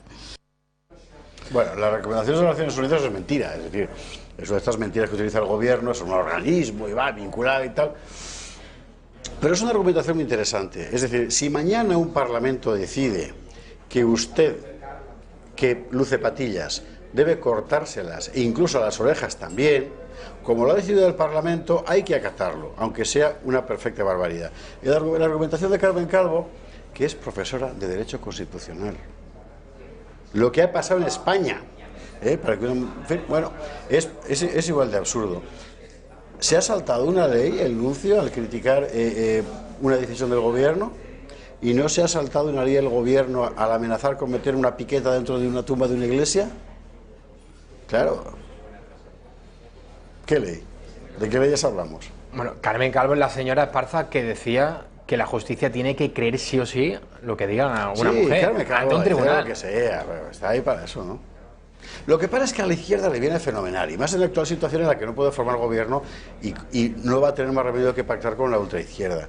Y cuando la izquierda está en problemas, saca inmediatamente la denuncia de la Iglesia y del concordato y tal. Hay una, si usted entra es como una operación publicitaria siempre. Problemas de varices, problemas de verrugas, problemas de color de piel, celulitis, yo tengo la solución. Denuncia el concordato. En denunciaelconcordato.com encontrarás las soluciones a todos tus problemas. Y esa es la izquierda española. O sea, Javier, has dicho antes que la izquierda en el plano económico ya no tiene nada que ofrecer, porque vivimos en un mundo globalizado, porque y porque no se atreven. El gobierno español de turno no tiene una autonomía. ¿Y por qué Sánchez se sienta cuando se lo manda Trump? Pues es que esa es la imagen, es que es así. No tiene una autonomía plena para decidir nuestra política económica. España está dentro de la Unión Europea. Bueno, no le vamos a contar nada nuevo a ustedes que ya no sepan. Entonces también ese es el motivo, Esparza, que la izquierda en el terreno económico ya no tiene nada que ofrecer, la lucha de clases, etcétera, por el que por un lado está inmerso en el discurso feminista, el 8 de marzo, y también ahora que el próximo fin de semana se celebra el orgullo gay en Madrid, también coge esas dos banderas, la del feminismo y la de los homosexuales, el mundo LGTB. Forma parte de su reconstrucción, es decir, al final la izquierda termina cogiendo cualquier bandera que le permita plantear una posición reivindicativa frente a un poder establecido. El poder establecido es ya el de ellos, pero eso les da igual, porque de lo que se trata es de mantener el discurso de la oposición, de la confrontación. Claro, es enormemente ridículo. Además, como recordaba el filósofo francés, la izquierda en los últimos 25 años no ha hecho más que sacar plataformas de reivindicación puramente individualistas, es decir, completamente burguesas. Nada que suponga desde el punto de vista de la clase trabajadora, de las clases populares, una mejora de sus condiciones de vida, ¿no? El cambio climático, por ejemplo, cuando vemos a los señores de Greenpeace, a ver si podemos recuperar las imágenes, Raquel, cortando esta mañana la carretera, la confluencia entre Alcalá y Gran Vía, porque el Ayuntamiento de Madrid, de Martínez Almeida, ponía fin a las multas. Una moratoria hasta el próximo 30 de septiembre. Fin a las multas en Madrid Central. Claro, yo me pongo, José Javier, en el pellejo de un trabajador, de un obrero que vive en el barrio de Usera o que vive a las afueras de Madrid y que tiene que usar su coche todos los días, se tiene que meter en el túnel de la M30 para llegar a la obra dentro del centro de Madrid. Es el ejemplo también claro de lo que has dicho antes del individualismo, de que son banderas en realidad más burguesas que de la propia clase trabajadora, que un trabajador no se puede sentir identificado en quienes están haciendo una cruzada contra el vehículo particular. Y un trabajador tampoco puede cogerse la mañana libre para ir a protestar. Yo con esta gente flipo. Correcto. ¿De qué trabajarán? Eso es una buena pregunta que la ha lanzado el propio Martínez Almeida, que tiene mucho tiempo libre, ha dicho. Pues la verdad es que sí. ¿De dónde sacan tanto tiempo libre los de Greenpeace? Entiendo que están pagados, ¿no? Viven de eso, ¿no? Es envidiable, me imagino que sí, no sé, tendrán una, igual que los liberados sindicales, ¿verdad? Pues tendrán dentro de sus contratos una serie de horas en que pueden dedicar a este tipo de cosas, no lo sé, es una cosa muy llamativa. Es una gran pregunta, Esparza, para la que de momento no tenemos respuesta. Vamos a ver, yo entiendo la hipótesis general de Madrid Central, así como del corte de circulación en los centros históricos de determinadas capitales. Madrid Central, el problema de Madrid es el siguiente: todas las radiales de salida a las carreteras radiales que conectan Madrid con el resto del mundo pasan por ahí. Es decir, que por la Plaza de España tienes la carretera de Extremadura y la carretera de La Coruña. Y en cuanto bajas Plaza de España, Gran Vía, Alcalá para abajo, te vas a la carretera de Zaragoza y a la carretera de Andalucía. Y te vas hacia el Cibeles y vas a coger la carretera de Burgos. Entonces, eso no se puede cambiar. Así que o bien organizas una circunvalación real alrededor de la Almendra, para lo cual tendrías que tirar a la mitad de la ciudad, como cuando se hizo la Gran Vía en 1910, 1912, ¿verdad? Cierto. Que empezaron a tirar manzanas a lo bestia. O si no, algo tendrás que hacer para que la gente pueda circular, porque si no el colapso lo sacas fuera. Y está muy bien que tú por el centro histórico de una ciudad puedas caminar con aire limpio. Pero si el coste es que duplicas la contaminación, aumentas la contaminación del círculo, del anillo que rodea eso, que haces que la gente del centro respire bien para que los de alrededor respiren peor. Claro, no tiene mucho sentido, yo creo que está mal planteado, sencillamente está planteado con poca inteligencia, como suele ocurrir con casi todo en España, porque las restricciones son comprensibles en determinadas situaciones, pero claro, esto que se ha hecho es un puro ukase, ¿no? Vamos a ver las declaraciones del alcalde Martínez Almeida. El nuncio se ha saltado una ley española. Lo que pensamos es que nosotros nos hemos dado un plazo de tiempo para poder evaluar las consecuencias de Madrid Central y para poder determinar cuál debe ser el modelo que se debe aplicar de manera efectiva para luchar por una movilidad sostenible, contra la contaminación, pero también para que la movilidad de los madrileños esté debidamente garantizada y en la medida de lo posible los comerciantes no tengan que sufrir las pérdidas que están sufriendo. Eso es lo que nosotros vamos a evaluar en estos 3 meses, por cierto, cuestión no muy distinta de lo que tuvo que hacer el anterior equipo de gobierno, que por sus chapuzas y por sus errores tuvo que anular 6.000 multas porque era incapaz de poner un sistema de detección de multas que fuera verdaderamente eficaz, tan chapucero como que todavía tampoco están las pantallas de parking que informan a aquellos que van en sus vehículos para entrar en Madrid Central si van a tener plazas o no van a tener plazas, con la incertidumbre que eso les genera, porque todos sabemos que si no entran en los parkings por cualquier cosa serán multados. Por tanto, nosotros estamos haciendo un ejercicio de responsabilidad. José Javier, otra cuestión que hay Tiene que... toda la razón del mundo, que es lo sensato, en fin. otra cuestión que hay que plantearse. Martínez Almeida, el PP, en la campaña electoral prometió derogar Madrid Central. Otra cuestión es Ciudadanos, que está hablando, hemos venido escuchando en los últimos tiempos a Begoña Villacís, de hacer algunos retoques. O sea, el plan se mantiene, pero habría que hacer algunos Fíjate retoques. que es una cuestión en realidad semántica, ¿no? Porque lo que acaba de decir Martínez Almeida fundamentalmente es eso. Es decir, vamos a replantear cómo está concebido. De hecho, voy a quitarlo. No, ya no. Ya no, porque su socio de gobierno es Ciudadanos y Ciudadanos no quiere derogar Pero tiene Madrid sentido, Central. es decir, vamos a replantearlo todo, a estudiarlo todo, a ver lo que funciona, lo que no funciona y tal, y lo que no funciona lo quitamos. Ahora es muy complicado quitar Madrid Central fundamentalmente por la obra que se ha hecho en la Gran Vía, es decir, esa ampliación de calzadas y tal. Ahora, como abras eso, ya el colapso es infinito, es decir, hay cosas que no tienen marcha atrás, ¿no? Pero Ciudadanos en lo que está es en parecerle bien al votante progre. O para ser más precisos, al medio de comunicación progre, ¿no? Entonces, lo que es una reforma del actual modelo de Madrid Central, Ciudadanos lo plantea como un retoque, ¿no? Como una cuestión cosmética. Y es interesante y es realmente una lástima que Ciudadanos esté en esa tesitura. Yo, en fin, es complicado saber lo que les está pasando, pero es muy lamentable. Era un partido con un discurso, en fin, que parecía armado, ¿no? José Javier, antes de despedirte y que digamos que te vamos a ver esta noche a las 10 menos cuarto en el Gato al Agua, yo creo que cada vez es más posible el escenario de una repetición de elecciones. Es muy posible, según estamos viendo a Sánchez, que está hablando de un gobierno de cooperación, y eso quiere decir que no es de coalición, que Podemos, que Pablo Iglesias no va a estar dentro del Consejo de Ministros, que no va a tener una cartera ministerial.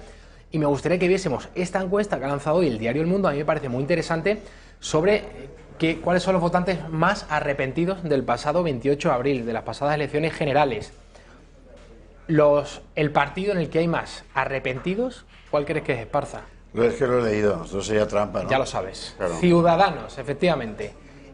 Es el partido en el que ahora mismo tiene más arrepentidos. Un 22,3% de los votantes no volvería a confiar en Albert Rivera. Es un porcentaje importante.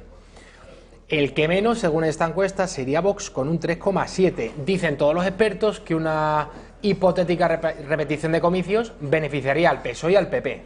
¿Tú estás de acuerdo, no, Esparza? Es muy posible, sí, porque se ha creado en mucha gente el miedo y de esto, por cierto, tiene buena parte de culpa PP, Ciudadanos y Vox, los tres. Se ha creado el miedo a que no haya entendimiento para gobernar, y la cultura política en España, yo creo que para mal, pero bueno, es de consenso. Es decir, que tú quieres una cosa y yo quiero la contraria y nos ponemos de acuerdo para no conseguir ninguna de las dos. Al final el consenso es eso. Bueno, ahora bien, yo no creo que haya repetición de elecciones inminente. Vamos a ver, Pedro Sánchez no puede formar gobierno de coalición con Pablo Iglesias porque no puede aplicar las políticas económicas que Podemos le exigiría. No puede aplicarlas fundamentalmente porque tiene la porra de Bruselas encima con la cuestión del déficit. Y este año va a ser mayor, o por lo menos no va a recortarlo como pretendía. Así que no puede meterlo en el gobierno. Puede hacer un gobierno que de aquí y de allá saque apoyos. Ahora, en una segunda vuelta, le bastaría el PNV, los Canarios y Esquerra si pacta cualquier historia con ellos, para aguantar un año y pico, quizás hasta los siguientes presupuestos. No creo que esa legislatura dure más de 2 años. Sería muy difícil, fundamentalmente por cómo está configurado el Parlamento. José Javier Esparza, muchísimas gracias. A ti, faltaría más. Esta noche, Gato al Agua especial, está él, entre otros, Javier Torres, Javier Orcajo, Eduardo García Serrano, Fernando Paz, en fin. 10 menos cuarto. Claro, 10 menos cuarto, sí, señor. Nos vemos a esa hora. Nos vamos a publicidad y a quienes van ustedes a ver ahora mismo es a David Felipe Arranz. No se lo pierdan.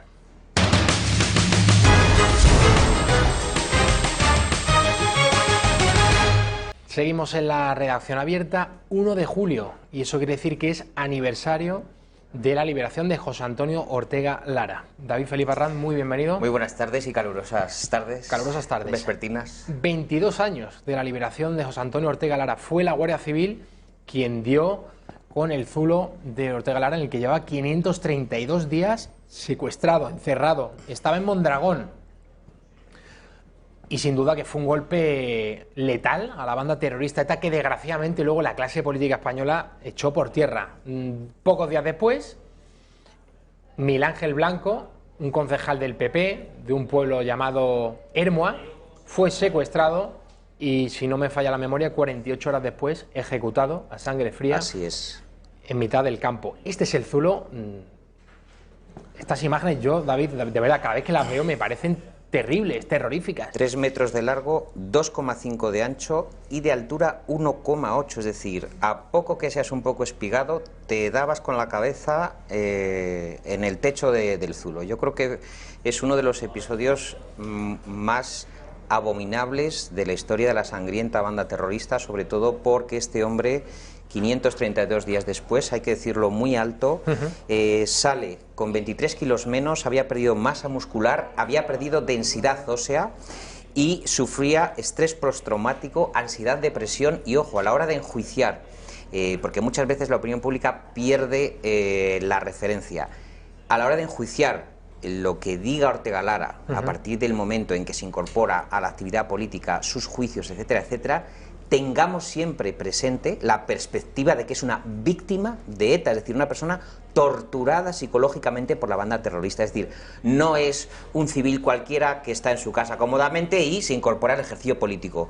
Ortega Lara entra en el mundo de la política con conciencia de haber sido una víctima torturada de la banda terrorista y con unas secuelas que tardó muchísimo tiempo en superar. Entonces, a la hora de eso, por ejemplo, los juicios de unos y de otros cuando hablan de Ortega Lara, mucho cuidado porque este señor es valiosísimo testimonio de un tiempo absolutamente negro que vivimos, que eran los años de plomo de ETA. O sea, que eso es importantísimo resaltar. Es un héroe vivo. Sí, no, totalmente. Las pocas entrevistas que ha concedido Ortega Lara, absolutamente. Recuerdo una de ellas en la que, lógicamente, reconocía que el suicidio se le pasó por la cabeza en muchísimas ocasiones. ¿Cómo no se te va a pasar por la cabeza? Año y medio metido en un zulo. Es que era literalmente un agujero con grandísima humedad, comiendo que estaba muy cerquísima poco. De un río, en una nave industrial de una cooperativa, Halgi, en unas condiciones infrahumanas donde se le pasaban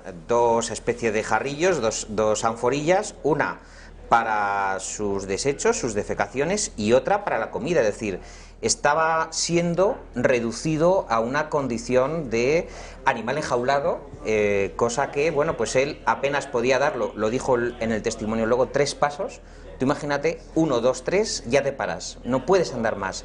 Me parece que es un superviviente heroico de una fase de tortura, bueno, pues absolutamente denigrante y que, bueno, no hay que olvidar, es que es importante, lo decimos siempre, ¿no? Es decir, esa necesidad de que la historia no se repita se basa en que no nos olvidemos de los errores del pasado, ¿no? Y lo has dicho muy bien, lo has apuntado muy bien, que la reacción que tiene ETA 9 días después es secuestrar y ejecutar a Miguel Ángel Blanco, el concejal de Ermua, como respuesta a una liberación de este hombre, ¿no? Muchas veces en los medios de comunicación no se vinculan a Ortega Lara con Miguel Ángel Blanco, cuando yo pienso que es igual de heroico, si bien está vivo, la acción de Ortega Lara con la acción de Miguel Ángel Blanco. Son dos héroes los dos, y que no se empañe por comentarios absolutamente desafortunados la trayectoria y la superación de un hombre que se ha encontrado en situaciones extremas, repito, 532 días entre el año 1996 y 1997. Ha llovido mucho, pero por favor, que es que somos un país, Javi, de desmemoriados. Es verdad lo que dices. Ortega Lara, como hemos dicho, se cumplen 22 años de su liberación. ¿Quién se lo iba a decir a Ortega Lara? Una cosa importantísima, que no se nos olvide. ETA lo siguió amenazando una vez estuvo liberado, ojito, porque no paró de amenazarlo con que lo iban a matar. O sea, quiere decir que no, que es que en plena recuperación psicológica, ETA vuelve al ataque. O sea, hablamos ya de sadismo, ¿no? O sea, Ortega Lara era funcionario de prisiones, no lo olvidemos, ingresó posteriormente en las filas del Partido Popular, se marchó de este mismo partido después de la política seguidista del señor Rajoy Brey en la negociación con ETA, que ya había iniciado Zapatero en el año 2005, luego Rajoy llega a la Moncloa y traiciona, porque cuando Rajoy estaba en la oposición había salido a la calle millones de personas, yo recuerdo en Madrid, diciendo que no a la negociación de Zapatero con ETA. Rajoy llega al poder y asume esa negociación vergonzosa con la banda terrorista ETA. Hoy Ortega Lara está en las filas de Vox y su partido le ha recordado de la siguiente manera. Hoy se cumplen 22 años de la liberación de Ortega Lara. En Vox siempre le presentamos como el mejor de todos nosotros, porque, además de una gran persona, es el símbolo de la España que resiste frente al odio. También hay que hablar de Fungairiño, el que fuera fiscal de la Audiencia Nacional, porque emprendió una lucha heroica también desde la justicia española, desde las instituciones, contra la banda terrorista ETA. Ha fallecido y este es el vídeo que les queremos mostrar. Ir en silla de ruedas no le impidió luchar como nadie. Desde ese asiento encarnó la lucha judicial contra ETA en unos años en los que la banda fue especialmente sanguinaria. Es Eduardo Fungairiño, 5 lustros fiscal de la Audiencia Nacional y 9 años fiscal jefe. Natural del norte cántabro, llevaba en esa silla desde los 19 años cuando un accidente de coche le dejó para siempre sin poder andar. Y así, sobre ruedas, entró ya a formar parte de una recién estrenada Audiencia Nacional. Dedicó 26 años de su vida a luchar contra la banda terrorista. A él personalmente le tocó lidiar con los sumarios del atentado de Hipercor en Barcelona, el asesinato del comandante Inestrillas y también ha perseguido a históricos como Henry Parot, Francisco Mújica Paquito, Santi Potros o Idoia López Riaño, conocida como la Tigresa. Tanto meter el dedo en la llaga que ETA intentó acabar con su vida en el 90 con un paquete bomba que la policía desactivó antes de que le estallara en las manos. Pero en 2006 salió con discreción, sin escándalos de la Audiencia Nacional, y muchos lo vieron como una cesión de Zapatero al chantaje de los terroristas. Fungairiño alegó motivos personales y otros hablaron de discrepancias con el fiscal general Cándido Conde Pumpido. Tenía una memoria tan privilegiada, recitaba al dedillo el nombre, implicados, víctimas, fechas, incluso el número de procedimientos de cada uno de los atentados que se instruyeron. Logró que estas decenas de ataques sobrevivieran al olvido antes de la época de Internet. Y tras una lucha sin concesiones, Eduardo Fungairiño falleció ayer a los 73 años de edad tras unos meses de convalecencia hospitalaria en Toledo. La carrera fiscal pierde así un referente porque hay muchos fiscales, pero muy pocos como él. Eduardo Fungairiño, yo creo que no nos equivocamos, David, si decimos que es uno de los grandes servidores del Estado, de los grandes, los que hemos tenido en las últimas décadas. Junto con Ignacio Gordillo, por ejemplo, ha sido uno de los considerados fiscales rebeldes. Cuando no estaba de acuerdo con las opiniones del fiscal general del Estado, Fungairiño no tenía pelos en la lengua. Él ha ejercido su voz y voto contra viento y marea, ateniéndose a sus propios principios, ¿no? Por otro lado, hay que recordar a nuestros telespectadores que él también inició desde el año 84 el terrible caso del aceite de colza, que mató a muchas familias españolas, la adulteración del aceite de colza. Él fue un hombre que siguió todo el caso y además, importantísimo, y lo habéis recogido muy bien en el vídeo, en el año 1990 la ETA le manda una bomba que la Guardia Civil consigue desactivar antes de que le explotara, ¿no? Es decir, él estaba en el punto de mira y ha sido un fiscal perseguido por la banda terrorista. Afortunadamente no pudo con él, no le estalló la bomba, pero sí estuvo en todo momento en el ojo del huracán, ¿no? Yo creo que ha sido uno de sus fiscales, podríamos decir fiscal de leyenda, ¿no? Sin duda, David. De esos tipos, más que de despacho, de los que se mojaban, se arremangaban y entraban en la lucha por la verdad y la justicia. A mí me parece una pérdida irreparable y un tipo es sensacional, Fungairiño. La fecha de investidura se está barajando con mucha fuerza el día 23 de julio, como la votación en la investidura de Pedro Sánchez. Lo más probable a día de hoy, aunque aún quedan muchos días para esa fecha del día 23, es que Sánchez no salga investido presidente, porque Podemos está con el no. El PSOE, la fórmula que le está ofreciendo es gobierno de cooperación, es decir, usted se queda fuera, me ponen los escaños encima de la mesa, viendo como yo gobierno y usted se queda fuera. No quieren al señor Pablo Iglesias en el Consejo de Ministros de ninguna de las maneras. Hay un aviso que le da María Jesús Montero a Pablo Iglesias, ha sido ayer, dice: no habrá una segunda vuelta. Es decir, estamos, Javi, ante la siguiente situación.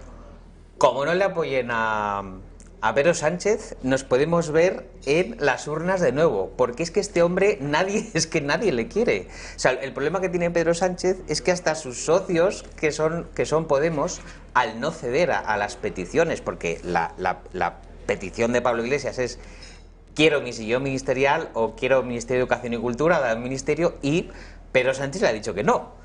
Pero tampoco le ha dicho por qué, ¿no? Entonces están cabreadísimos y nos podemos encontrar en esa situación. Tú fíjate que fue... las elecciones fueron el 28 de abril.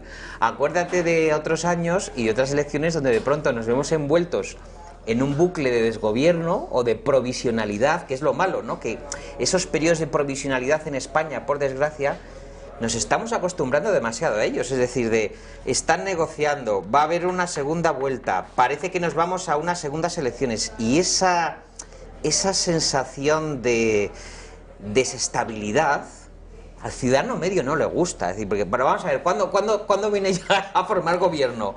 Porque claro, el rey le ha dicho, fórmame gobierno, pero es que ya nos vamos a ir, dice por ejemplo decían hoy, ¿no?, que la tercera semana de julio o la del 22, o sea, el 15 o el 22 de julio, como muy tarde en julio, pero ¿qué es lo que le va a pasar? Es que no va a tener los apoyos como no entregue a Unidas Podemos lo que le ha pedido. Como no se lo va a entregar, este es capaz de llevarnos a otras elecciones generales. Pedro Sánchez reconociendo que tenía que llamar a Meritxell Batet, es la presidenta de la mesa del Congreso, para indicarle cuál va a ser la fecha definitiva. Las causas sobrevenidas de mi presencia aquí en Bruselas en el día de mañana justifican que lo que vaya a hacer sea una conversación telefónica con la presidenta del Congreso, escribir también una carta a la presidenta del Congreso como señal de profundo respeto hacia los grupos parlamentarios y hacia el poder legislativo. Creo que mi deber como presidente en funciones del Gobierno de España es estar en el Consejo Europeo, defender los intereses de España, tratar de conciliarlo con mi doble condición también de candidato a la presidencia del Gobierno y cumplir con los plazos que me he dado de que haya una investidura en el mes de julio. Por tanto, mañana se sabrá la fecha de la investidura a la que me someteré en las Cortes Generales. Esto decía el presidente del gobierno en funciones. Pero te das cuenta de que no le salía un poco la voz, estaba como... Viene del G20, sí, pero viene de Japón. Se le ve que le han dado un poco de cera, pero aparte de eso está como mi doble condición, ¿no? Está apelando a una situación donde él, yo creo que ni se la cree, porque es que ya le ha dicho el pasado 6 de junio al rey, oye, fórmame gobierno, pero puede ocurrir lo del día de la marmota, que ya vimos con Mariano Rajoy. O sea, el problema de esto es que las reuniones que han mantenido, pues con Iglesias ha mantenido 3, una en el Congreso, 2 en el Palacio de Moncloa, con Pablo Casado también ha mantenido un par de reuniones, y los Pablos, tanto Casado como Iglesias, pues en fin, no se entienden con él, ni él con nadie. El problema que tiene ahora Pedro Sánchez es la soledad, y sus socios de gobierno que él ama profundamente, que son los separatistas, que son el PNV y que son los grupos catalanes con los que está negociando la mayor independencia de Cataluña, ¿no?, que es una aberración política, como bien sabemos.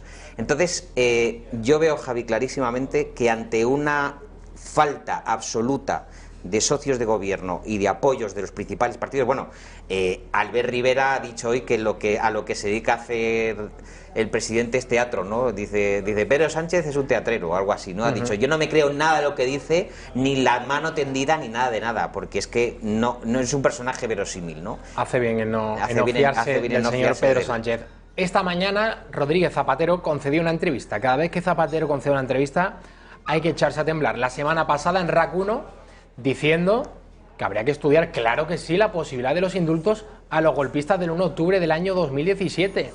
Y que además, como él es tan bueno, es un gran benefactor de la humanidad, se ofrecía como mediador entre el gobierno de Sánchez y el de Quim Torra. ¿Quiere usted decir que la obligación del gobierno es estudiar las peticiones, las presente quien las presente? Absolutamente, claro, por supuesto no, es que eso está regulado. Hay un trámite, los indultos se piden, el Ministerio de Justicia... Entonces no es posible ser partidario, es lo que soy partidario de que se estudie y soy partidario de que se respete la evaluación, si es que hay una sentencia condenatoria, 2, si es que se piden los indultos, y 3, que se deje al gobierno que se estudie si es que tiene que llegar ese trámite. Eso es lo que he dicho. Ni una coma más, ni una coma menos. Entonces decir que he dicho que soy partidario de los indultos es un gran fake, una gran mentira que denuncio. Vaya, vaya, nos está llamando mentirosos, al menos a mí.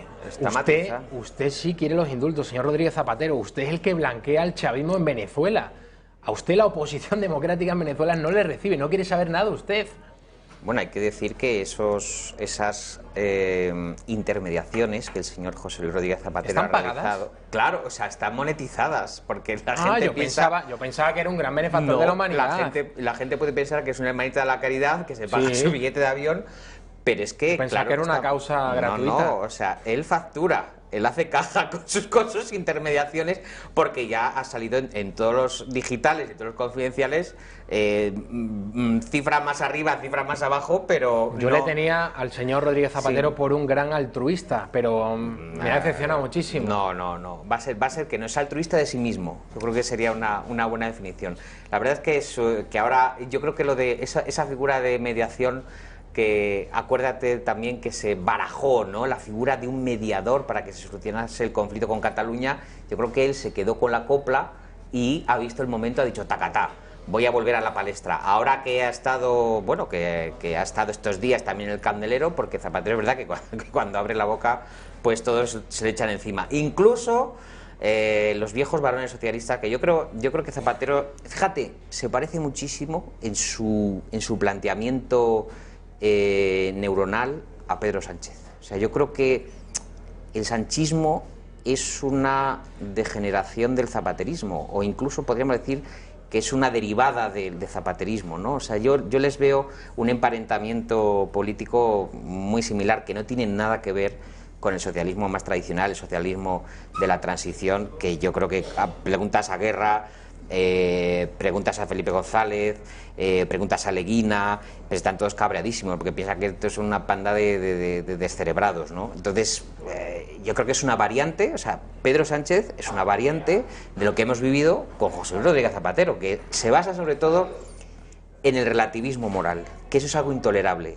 Es decir, equiparar a las víctimas con los verdugos, equiparar a la población civil en Cataluña, que mantiene su unidad territorial con respecto al resto de España y se consideran ciudadanos españoles, equiparar esos derechos con las algaradas que hemos visto en Cataluña y los levantamientos que ha habido. Entonces, no son realidades equiparables. No es lo mismo una señora que vive pacíficamente en Cataluña toda su vida y que no tiene problema en hablar catalán y en hablar español, con alguien que agrede porque te ve, con un micrófono de una televisión nacional y te lanza un bote de Coca-Cola a la cabeza. Eso lo estamos viendo. Entonces, ese relativismo moral de equiparar a unos con otros, no, señores, no es lo mismo.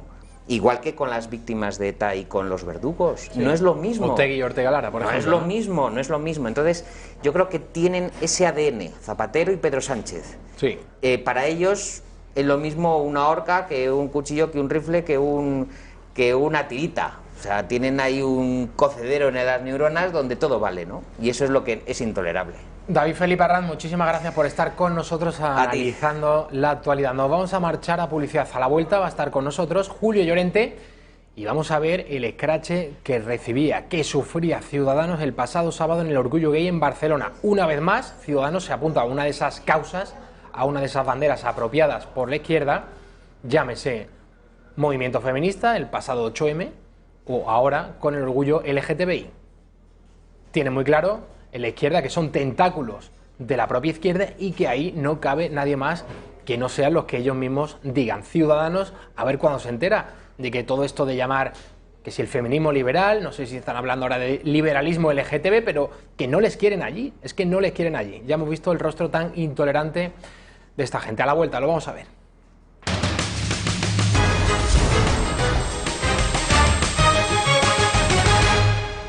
Seguimos en la redacción abierta, a la que se incorpora Julio Llorente. Muy bienvenido, Julio. Bien hallado, Javi. Antes de ir con lo que anunciamos antes de la publicidad, es decir, con el escrache que sufría Ciudadanos en Orgullo Gay de Barcelona, contar una última hora que la justicia europea ha dejado a Puigdemont y a Comín fuera de la Eurocámara. Tendrán ampliación sobre este asunto en el informativo y en el gato al agua.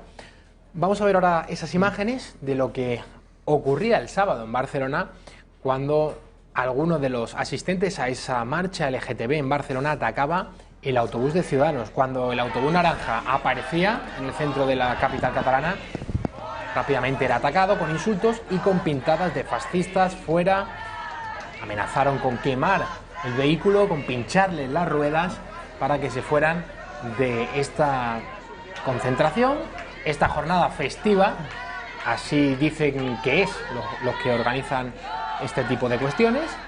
Y como hemos comentado anteriormente, Julio, yo creo que Ciudadanos aún no se ha enterado de que son banderas de la izquierda, y como le sucedió también en el 8M, por mucho que hablase del feminismo liberal, la izquierda no quiere a Ciudadanos y no quiere a partidos que no sean de la izquierda en este tipo de actos. ¿Tú cómo has visto toda esta cuestión?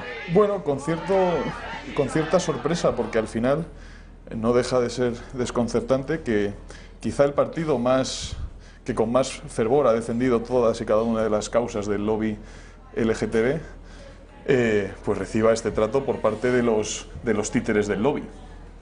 ¿A qué me refiero cuando digo las principales causas del lobby LGTB? Pues no solo el matrimonio homosexual, sino también cosas como los vientres de alquiler. Bueno, ya han anunciado los señores de Ciudadanos que esta semana van a presentar una iniciativa legislativa popular en el Congreso de los Diputados sobre la cuestión que acaba de referir Julio Llorente, los vientres de alquiler. Rivera siempre lo ha dicho, le parece estupendo lo de mercadear con las mujeres. Claro, si hay un partido que debería despertar simpatía entre todo el lobby LGTB y las personas que participan en el orgullo gay, ese es Ciudadanos, que asume todas y cada una de sus propuestas. No así Podemos, por ejemplo, que está en contra de los vientres de alquiler, algo que celebramos, que Podemos esté en contra de los vientres de alquiler, pero Ciudadanos es verdad que está a favor del matrimonio gay y también a favor de los vientres. Del matrimonio gay, de los vientres de alquiler, de la adopción, de la adopción por parte de homosexuales, de la imposición de la ideología de género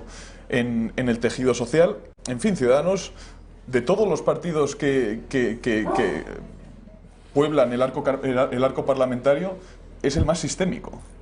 Y por eso nos resulta paradójico que reciba este trato del colectivo, por llamarlo de algún modo, ya sé que a ti no te gusta esa palabra. Es un término marxista, Julio. Es un término marxista, como me recuerda siempre, del colectivo LGTB.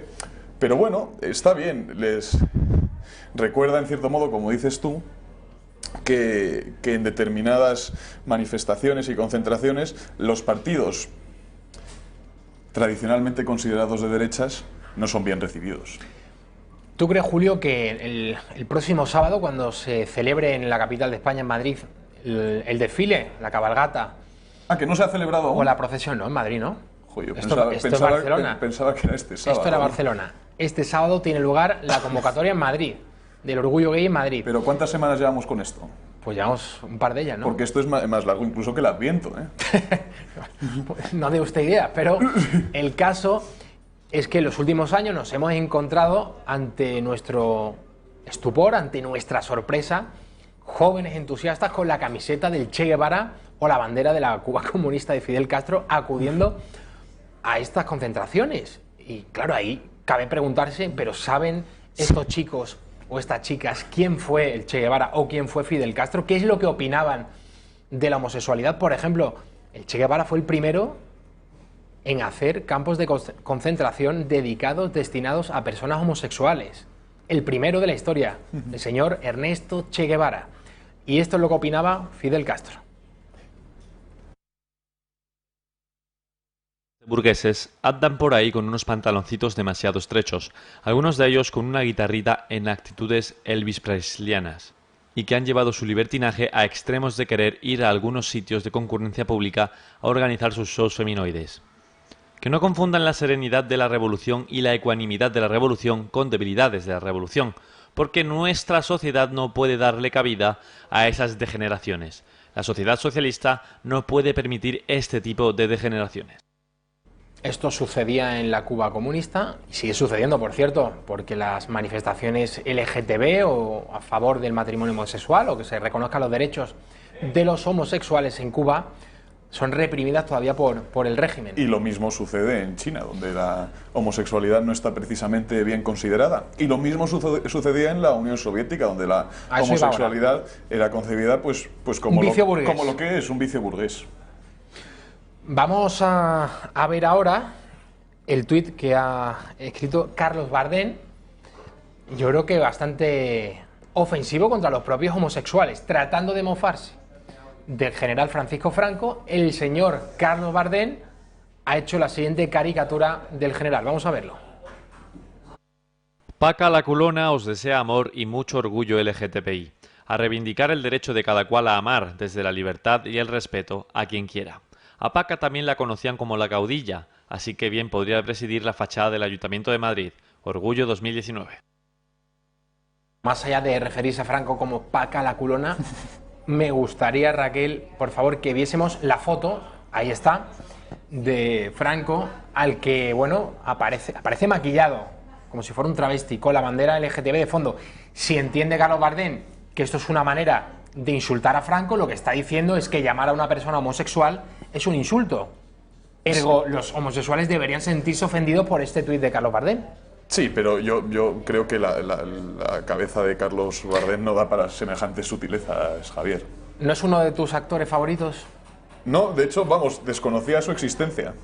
Es el hermano de Javier Bardem. Sí, por lo que me has dicho ahora ya lo he descubierto, pero vamos, me era completamente ignoto ese hombre. Antonio Maestre, uno de nuestros periodistas de referencia de la extrema izquierda. Julio y yo leemos cada columna suya con muchísimo entusiasmo. Todas las mañanas el señor Antonio Maestre nos da una lección de historia, de pensamiento, de filosofía, de escritura, en fin, literatura sobre de literatura. Un gran referente, Antonio Maestre, que ha escrito lo siguiente sobre el concepto de familias. No se lo pierdan. El mundo sigue su imparable carrera por el blanqueamiento fascista, hoy con otro clásico de la propaganda del fascio, las estampas familiares. Bueno, vamos a ver otra vez ese tuit, porque lo que se estaba quejando el señor Antonio Maestre es un reportaje elaborado por el diario El Mundo sobre la familia de Iván Espinosa de los Monteros y Rocío Monasterio, que como todos ustedes saben son un matrimonio. Y no se le ha ocurrido otra cosa a Antonio Maestre que decir que exaltar la familia es puro fascismo. Hemos visto ahí la de creo que era Joseph Goebbels, vamos a recuperar la primera foto, aparecía la de Franco y también ahí está Joseph Goebbels, efectivamente con Magda Goebbels y sus 7 hijos, por cierto, 7, no 6, 7 hijos. Todos, por cierto, comenzaban por la letra H en honor a Hitler. No sé si lo sabías, Julio. Pues lo desconocía también. Los 7 hijos de Magda Goebbels y de Joseph Goebbels empezaban por la letra H en homenaje a Adolfo Hitler. Pero yo no me distraería y seguiría abundando en esta lección de filosofía que nos ha brindado Antonio Maestre, además sin esperar nada a cambio. Es la generosidad de los periodistas de la izquierda que todos los días comparten con nosotros. Pero hacer un reportaje sobre el ámbito familiar de un político, eso es fascismo, según Antonio Maestre. Eso es fascismo, claro. O sea que ¿No ves, Javi, que lo hizo también Goebbels? Pero y lo hizo también Franco, pues eso ya nos... Es la prueba del algodón, ¿no? Claro. La prueba definitiva. Claro, es que hablar es fascista porque Joseph Goebbels y Franco hablaban. O sea que este es el razonamiento de Antonio Maestre. La gente de izquierda no tiene familia, según el señor Antonio Maestre, o está mal que se fotografíen. En fin, yo me he perdido, ya no entiendo absolutamente nada. A Rocío Monasterio le han preguntado sobre el tema del orgullo gay. Ya saben ustedes que Vox propuso, con Javier Ortega, candidato a la alcaldía de la capital de España, que las fiestas del orgullo gay se celebrasen en la Casa de Campo. Rocío Monasterio. Los madrileños no tenemos por qué ver fiestas, y puede haber más fiestas, no solo del orgullo gay, en que se denigre la dignidad de la persona, en que se exhiban de forma poco decorosas y se hagan actos explícitos sexuales en la calle, en horario diurno, cuando una madre o un padre puede salir con 2 niños, no tiene por qué, del portal de su casa, no tiene por qué encontrarse con ese espectáculo. Y yo creo que estas fiestas y esta forma de tratar a este colectivo es lo contrario a lo que yo creo que tiene que ser el respeto a la persona. Y no creo que para este colectivo sea bueno una visión denigrante y casi de una caricatura que muchos no comparten. Y eso es lo que ha promovido las fiestas del orgullo gay. Entonces me reafirmo y vuelvo a repetir lo mismo. Si no se respetan determinadas condiciones, tienen que ir a un lugar donde no se agreda a muchos madrileños. Esto es lo que dice la líder de Vox en la Comunidad de Madrid. Julio, me ha gustado la diferencia entre colectivo y persona. Hay que hablar más de la persona, porque el lobby LGTBI no representa a todos los homosexuales de la misma manera en la que el lobby feminista no representa a la mujer. Claro, evidentemente, lo que pasa es que muchas veces utilizamos el término colectivo para designar al lobby. Pero es verdad, no podemos meter a todos los homosexuales en el mismo saco, fundamentalmente porque cada homosexual piensa de una manera determinada sobre una multitud ingente de temas, con lo cual la palabra colectivo es inválida. Pero yo lo entiendo y muchas veces yo mismo lo hago así, utilizo el término colectivo para designar al lobby y a sus intereses y propósitos. Evidentemente, la palabra fundamental es persona y todo lo que rodea a la fiesta del orgullo y la propia fiesta del orgullo resultan denigrantes para la persona. Yo lo he dicho muchas veces, si yo fuera homosexual, creo que no me gustaría nada que esa gente tratase de representarme y de tratar de hacer ver a la gente que eso es la homosexualidad. Yo creo que eso es un gran error y que habrá miles de homosexuales que sientan asco al ver esas imágenes cada año en Madrid. Una cosa es reclamar los derechos, por cierto, unos derechos que ya tienen, entonces aquí habría que plantear la pregunta, ¿qué es lo que están reclamando? Claro. Si tienen todos los derechos igual que nosotros. Y por otro lado, la estética, ¿no? Equivocada sin duda y que en horario diurno, como dice Rocío Monasterio, para la dignidad de la persona. Claro, en horario diurno se ven imágenes que un niño no podría ver. Y te diré una cosa, luego se presentan a sí mismos como revolucionarios y absolutamente contrarios al sistema, y son precisamente todo lo contrario. Tienen a todo el sistema detrás. ¿Qué gran multinacional no ha adornado su logotipo de Twitter o su imagen de perfil de Twitter con una banderita del orgullo? ¿Qué partido político de los principales en Europa no ha engalanado todos sus carteles con una bandera del orgullo? Es absolutamente lo contrario a la revolución. El 99% de los medios de comunicación, efectivamente, es lo contrario a la revolución, es lo que el sistema quiere y está promoviendo ahora mismo. Claro, esto es el statu quo. Y este es un movimiento encaminado a preservar el statu quo. ¿Quieren hacer la revolución? Pues que se metan en una iglesia y se pongan a rezar. Esa es la verdadera revolución hoy. Esto es un ardid del sistema, un puro ardid del sistema para preservar el statu quo. Julio Nada de Llorente, revolución. estoy totalmente de acuerdo. Muchísimas gracias por estar con nosotros otra semana más. Te vemos pronto. Nada, Javier. Nos marchamos. Recuerden que en el torotv.com tienen todos los programas de esta casa, que se emiten ahí en diferido. Tiene la mejor información, el mejor análisis. Y ahora les vamos a dejar 8 en punto de la tarde con Xavier Horcajo con Pulso Económico. A las 10 menos cuarto, recuerden, empieza El Gato al Agua. Esta noche, importante, programa especial, no se lo olviden. Recuerden que si están hartos de la corrección política, este es su programa.